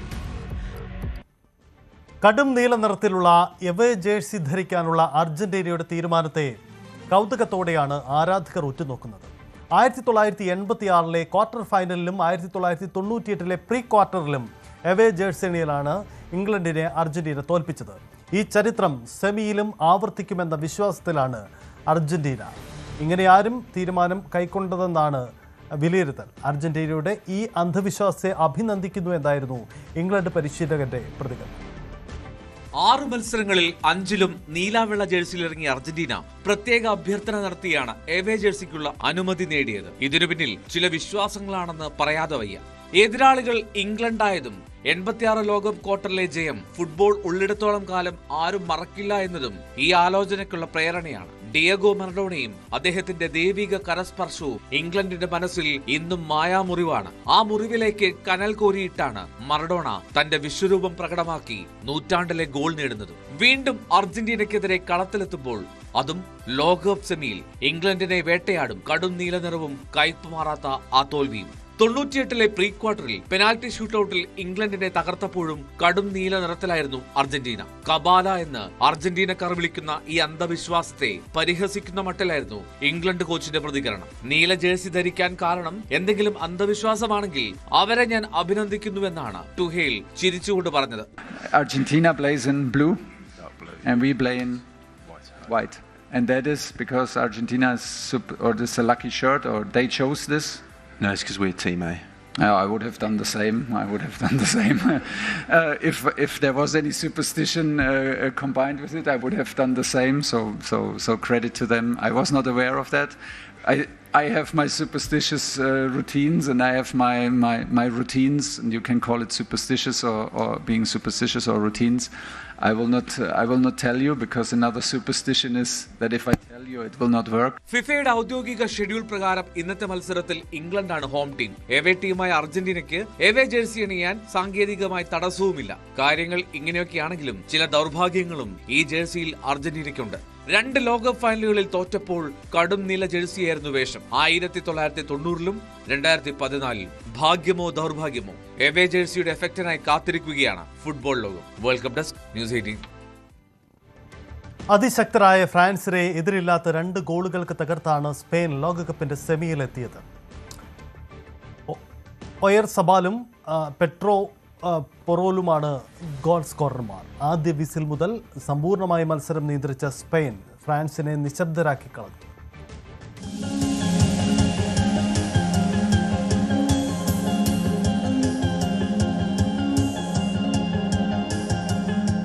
എന്തൊരഴകായിരുന്നു ആ കാൽപെരുമാറ്റത്തിന്.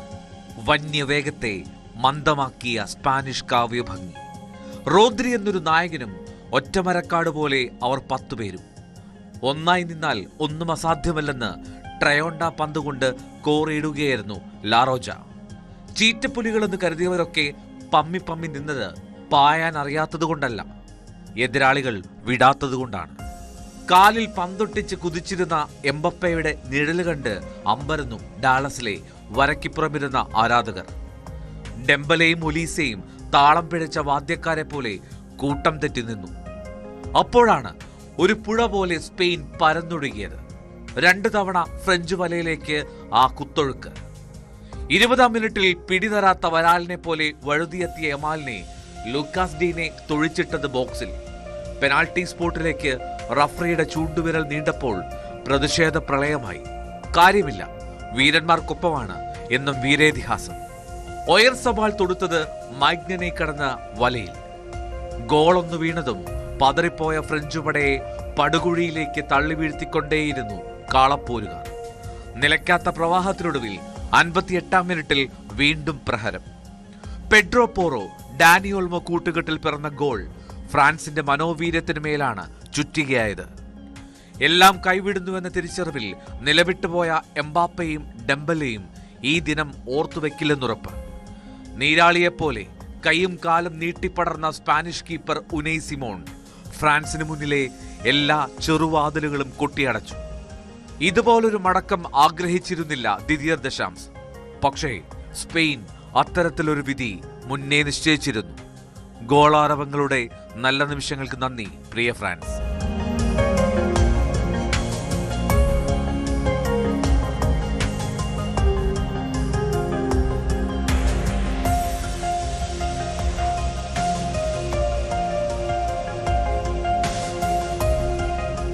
World cup desk, news 18.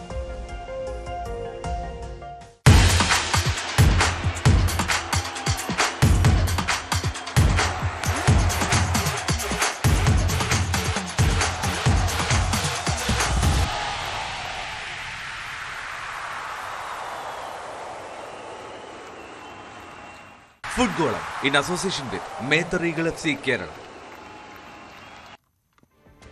മറ്റു വാർത്തകളിലേക്ക് വരുമ്പോൾ കൂടിക്കാഴ്ചയ്ക്ക് അനുമതി ലഭിച്ചില്ലെന്ന NSS general secretary G. Sukumar നായരുടെ ആരോപണത്തിന് മുഖ്യമന്ത്രി പറഞ്ഞതിന് പിന്നാലെ വാക്പോര്. ഇന്ന് മന്ത്രിസഭാ യോഗത്തിന് ശേഷമുള്ള വാർത്താ സമ്മേളനത്തിൽ ചോദ്യത്തിന് മറുപടിയായിട്ടാണ് മുഖ്യമന്ത്രി സുകുമാർ നായരുടെ ഫോൺ കോളിന് ശേഷം എന്താണ് സംഭവിച്ചത് എന്ന് VD സതീശൻ വിശദീകരിച്ചത്. തെറ്റായ വാർത്തയാണ്. അദ്ദേഹം എന്റെ പ്രൈവറ്റ് സെക്രട്ടറിയെ വിളിച്ചിരുന്നു. എന്നെ ഫോണിൽ കിട്ടാണ്ട് ഞാൻ ബജറ്റിന്റെ തയ്യാറെടുപ്പിന്റെ സമയത്ത് എന്റെ അടുത്ത് ഫോൺ ഉണ്ടായില്ല, ഞാൻ മാറി നിൽക്കുകയായിരുന്നു. അദ്ദേഹം വിളിച്ചെന്ന് പറഞ്ഞപ്പോൾ ഞാൻ അദ്ദേഹത്തെ തിരിച്ചു വിളിച്ചു, വളരെ കോടിയലായിട്ട് സംസാരിച്ചു. അപ്പോൾ നമുക്ക് എപ്പോഴെങ്കിലും ഒന്ന് കാണണം എന്ന് പറഞ്ഞു. ഞാൻ പറഞ്ഞു ഉറപ്പായിട്ട് കാണാം, കുറച്ച് കാര്യങ്ങൾ പറയാനുണ്ടെന്ന് പറഞ്ഞവർക്ക് കാണാമെന്ന് പറഞ്ഞു. കാണാമെന്ന് ഞാൻ അദ്ദേഹത്തോട് പറഞ്ഞു. ഞാൻ ഫോണിൽ കൂടി പറഞ്ഞപ്പോ അത് കഴിഞ്ഞിട്ട് ആ ആഴ്ച ഞാൻ ബജറ്റ് അവതരിപ്പിക്കുന്ന ദിവസമാണ്. ഞാൻ ഇവിടുന്ന് എങ്ങും പോയിട്ടില്ലല്ലോ, ഫുൾ ടൈം ഞാൻ നിൽക്കുകയാണ്. തൊട്ടു പിന്നാലെ ഈ സുകുമാർ നായരുടെ പ്രതികരണം കൂടി ഇക്കാര്യത്തിൽ വരികയാണ്. മുഖ്യമന്ത്രി തന്നെ കാണുമെന്ന് പറയുന്നത് ഇനി ഫോട്ടോയിൽ മാത്രമായിരിക്കുമെന്നായിരുന്നു സുകുമാർ നായരുടെ പ്രതികരണം. NSS general secretary G. Sukumaran Nair ബജറ്റിന്റെ തിരക്കായതുകൊണ്ടാണ് കാണാൻ കഴിയാതിരുന്നതെങ്കിൽ അത് അന്ന് തന്നെ പറയാമായിരുന്നു. ഇപ്പോൾ ന്യായീകരണം പറയുന്നതിൽ കാര്യമില്ല. താൻ കണ്ട് പറയാൻ ഉദ്ദേശിച്ചിരുന്ന കാര്യം കഴിഞ്ഞു. തനിക്കിനി ആരെയും കാണേണ്ടതില്ലെന്നും സുകുമാരൻ നായർ പറഞ്ഞു. കിരൺ ബാബു ചേരുന്നു. കിരൺ ബാബു, എന്താണ് ഇക്കാര്യത്തിൽ NSSന്റെ നിലപാട്? സജിത്ത്, മുഖ്യമന്ത്രി VD സതീശനും NSS general secretary G. Sukumaran നായരും തമ്മിലുള്ള അകൽച്ച അത് ഇപ്പോൾ തുടങ്ങിയതല്ല. അത് തെരഞ്ഞെടുപ്പിന് മുമ്പ് ഒരുപക്ഷെ VD സതീശനെതിരെ ഏറ്റവും രൂക്ഷമായി പറഞ്ഞ സമുദായ നേതാക്കൾ ഒരാൾ അത് G. സുകുമാരൻ നായരായിരുന്നു. സുകുമാരൻ നായർ ആ മട്ടിലായിരുന്നു VD സതീശനെ, കോൺഗ്രസിൻ്റെയും പാർട്ടിയും ഒക്കെ പറയാത്തപ്പോഴും VD സതീശനെ ആ തരത്തിൽ അദ്ദേഹം രൂക്ഷമായ ആക്ഷേപങ്ങളൊക്കെ ഉന്നയിച്ചിരുന്നു. അതിനുശേഷം തെരഞ്ഞെടുപ്പ് കഴിഞ്ഞു, അദ്ദേഹം മുഖ്യമന്ത്രിയായ ശേഷം കൂടിക്കാഴ്ച അനുമതി ചോദിച്ചു. പക്ഷേ VD സതീശൻ അനുമതി നൽകിയില്ല. ആ മട്ടിലായിരുന്നു വാർത്തകൾ പുറത്തു വന്നത്. അത് പ്രധാനമായും G. സുകുമാരൻ നായരുടെ ഭാഗത്തു നിന്നുള്ള സ്ഥിരീകരണത്തിന്റെ അടിസ്ഥാനത്തിൽ കൂടിയായിരുന്നു അത്തരം വാർത്തകൾ പുറത്തു വന്നത്. അതിന് ഒരു മറുപടിയാണ് ഇന്ന് VD സതീശൻ വാർത്താ സമ്മേളനത്തിൽ നൽകിയത്. താൻ ബജറ്റ് തയ്യാറാക്കിക്കൊണ്ടിരുന്ന സമയത്താണ്, അപ്പോൾ ബജറ്റ് തയ്യാറാക്കുമ്പോൾ സ്വാഭാവികമായും മൊബൈൽ മാറ്റിവെച്ചിരിക്കുകയായിരുന്നു. ആ സമയത്താണ് തന്റെ സെക്രട്ടറിയെ വിളിച്ചത്. ആ സെക്രട്ടറി ഈ വിവരം അറിയിച്ചു. അതിനുശേഷം വൈകുന്നേരം താൻ തിരിച്ച് സുകുമാരൻ നായരെ വിളിച്ചു. അവർ കുറേ കാര്യങ്ങൾ സംസാരിച്ചപ്പോൾ ചില കാര്യങ്ങളൊക്കെ തന്നോട് പറഞ്ഞു. നേരിട്ടൊന്ന് കാണണം എന്ന് പറഞ്ഞു, ചില കാര്യങ്ങൾ പറയാനുണ്ട്, അതിനെന്താ ആവാം എല്ലാം അദ്ദേഹത്തെ അറിയിക്കുകയും ചെയ്തതാണ് എന്ന് പറഞ്ഞു. ഇതാണ് ഉണ്ടായത്. അല്ലാതെ താൻ അദ്ദേഹത്തിന് കൂടിക്കാഴ്ചയ്ക്ക് അവസരം നിഷേധിക്കപ്പെട്ടിട്ടില്ല. മറ്റ് പല വിരുദ്ധ പാർട്ടി താനുമായി ശത്രുതയുള്ള ആളുകൾ അല്ലെങ്കിൽ മുൻപ് എതിർത്തിരുന്ന ആളുകളെയൊക്കെ കൂടിക്കാഴ്ചയ്ക്ക് സമയം അനുവദിച്ച വിവരമൊക്കെ അതിൻ്റെ കൂട്ടത്തിൽ പറയുകയും ചെയ്തു. ഇതിന് തൊട്ടു പിന്നാലെയാണ് സുകുമാരൻ നായരുടെ പ്രതികരണം വന്നിരിക്കുന്നത്. സുകുമാരൻ നായർ പറയുന്നത് ഇനി തന്നെ ഫോട്ടോയിലൂടെ മാത്രമേ കാണാൻ കഴിയൂ എന്നുള്ളതാണ്. ഒരു തരത്തിൽ പറഞ്ഞാൽ ഒരു വൈകാരികമായ പ്രതികരണം എന്നുകൂടി വേണമെങ്കിൽ പറയാം. ശിവകുമാരൻ നായരുടെ ഒരു സ്വഭാവത്തിൻ്റെ ഒരു രീതി വെച്ച് പരിശോധിച്ചാൽ താൻ ആണ് അങ്ങോട്ട് മുഖ്യമന്ത്രിയെ വിളിച്ചതെന്നും താൻ അങ്ങോട്ട് കൂടിക്കാഴ്ചയ്ക്ക് അനുമതി ചോദിച്ചു എന്നൊക്കെ മുഖ്യമന്ത്രി പറഞ്ഞതിനെ അദ്ദേഹത്തിന് വൈകാര്യമായി എടുക്കുന്ന ഒരാൾ കൂടിയാണ് താൻ. അങ്ങനെ മുഖ്യമന്ത്രിക്ക് പിന്നിൽ, അത് മുഖ്യമന്ത്രി എന്നുള്ളതല്ല വി ഡി സതീശന് പിന്നിൽ താൻ കീഴടങ്ങിയോ എന്നുള്ള ഒരു ധ്വനി അതിനുണ്ടോ എന്നൊക്കെ സംശയിക്കുന്ന ആൾ കൂടിയാണ് സുകുമാരൻ നായർ. അതുകൊണ്ടുകൂടി ആവണം തന്നെ ഇനി ഫോട്ടോയിൽ മാത്രമേ കാണാൻ കഴിയൂ, നേരിട്ട് കാണാൻ കഴിയില്ല എന്നൊക്കെ പറയുന്നു. ഒരു തരത്തിൽ പറഞ്ഞാൽ ബാലിശം എന്നുകൂടി പറയേണ്ടി വരും. ഒരു സമുദായ സംഘടനയുടെ നേതാവും മുഖ്യമന്ത്രിയുമായിട്ടുള്ള കൂടിക്കാഴ്ചയ്ക്കോ സമുദായ സംഘടനയുടെ ആവശ്യം വന്നാൽ സ്വാഭാവികമായും കൂടിക്കാഴ്ചയ്ക്ക് അവസരം ചോദിക്കേണ്ടി വരും, കൂടിക്കാഴ്ച നടത്തേണ്ടി വരും, കാര്യങ്ങളൊക്കെ പറയേണ്ട ആളാണ്. അങ്ങനെ ഒരാൾ അവിടെ നിന്നിട്ട് ഇനി എന്നെ ഫോട്ടോയിലേ കാണൂ എന്നൊക്കെ പറയുന്നത് ഏത് തരത്തിൽ അദ്ദേഹത്തിൻ്റെ ഒരു പ്രായം കൂടി പരിഗണിക്കണം, ആ തരത്തിലുള്ള ഒരു പ്രതികരണം കൂടിയാണ് എന്ന് വേണം കരുതാൻ. എന്തായാലും വി ഡി സതീശൻ വളരെ കൃത്യമായി തന്നെയാണ് അദ്ദേഹം മറുപടി നൽകിയത്. തന്നെ ഇങ്ങോട്ട് വിളിക്കുകയായിരുന്നുവെന്നും ഇങ്ങോട്ട് കൂടിക്കാഴ്ചയ്ക്ക് സമയം ആവശ്യപ്പെട്ടുവെന്നും അതിന് ആവാം എന്ന് താൻ മറുപടി നൽകി എന്നതുകൂടി അദ്ദേഹം പറയുകയുണ്ടായി. മലയാളി ശാസ്ത്രജ്ഞൻ ഡോക്ടർ അനിൽ മേനോൻ ബഹിരാകാശത്ത്. പുലർച്ചെ 2 മണിയോടെയാണ് സോയൂസ് MS-29 പേടകത്തിൽ നിന്നും 3-അംഗ സംഘം രാജ്യാന്തര ബഹിരാകാശ നിലയത്തിലെത്തിയത്. നാസയുടെ സഞ്ചാരിയായ അനിലിനൊപ്പം 2 റഷ്യൻ സഞ്ചാരികൾ കൂടിയുണ്ടായിരുന്നു. ഇനി 8 മാസത്തെ ദൗത്യത്തിന് ശേഷം അടുത്ത വർഷം ഏപ്രിലായിരിക്കും മടക്കയാത്ര. നാസയും റഷ്യയുടെ റോസ്കോസ്മോസും സഹകരിച്ചുകൊണ്ടാണ് അന്താരാഷ്ട്ര ബഹിരാകാശ നിലയത്തിലെ 75-ാം ദൗത്യ സംഘത്തെ യാത്ര അയച്ചത്. ഇന്ത്യൻ സമയം രാത്രി 8:17 കസാക്കിസ്ഥാനിൽ വെച്ചായിരുന്നു സോയൂസ് MS-29 വിക്ഷേപണം.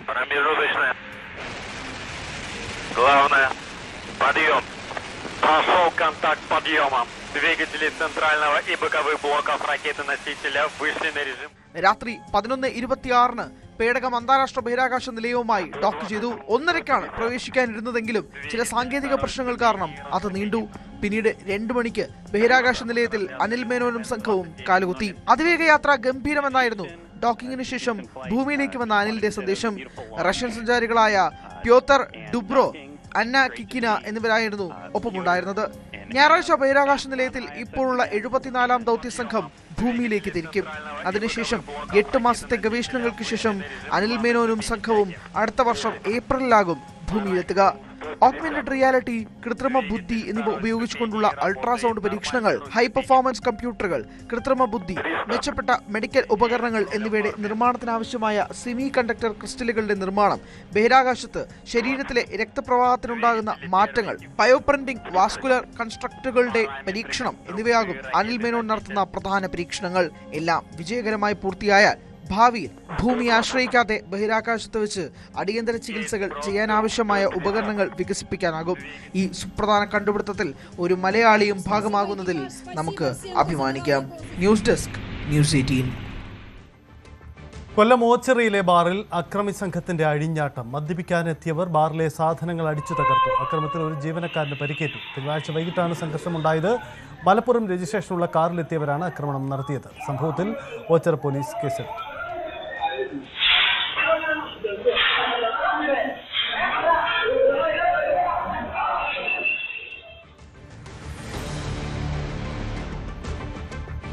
സ്വർണം വെള്ളി നിരക്കുകൾ.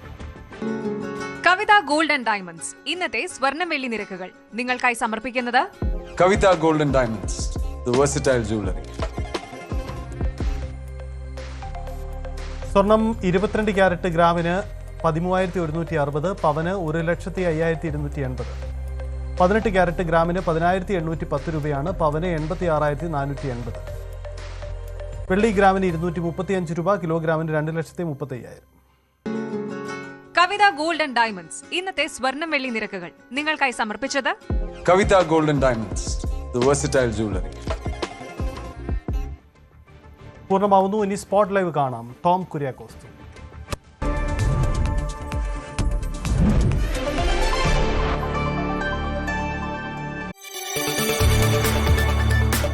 കൂടുതൽ വാർത്തകൾക്ക് news 18 Keralam YouTube channel subscribe ചെയ്യുക.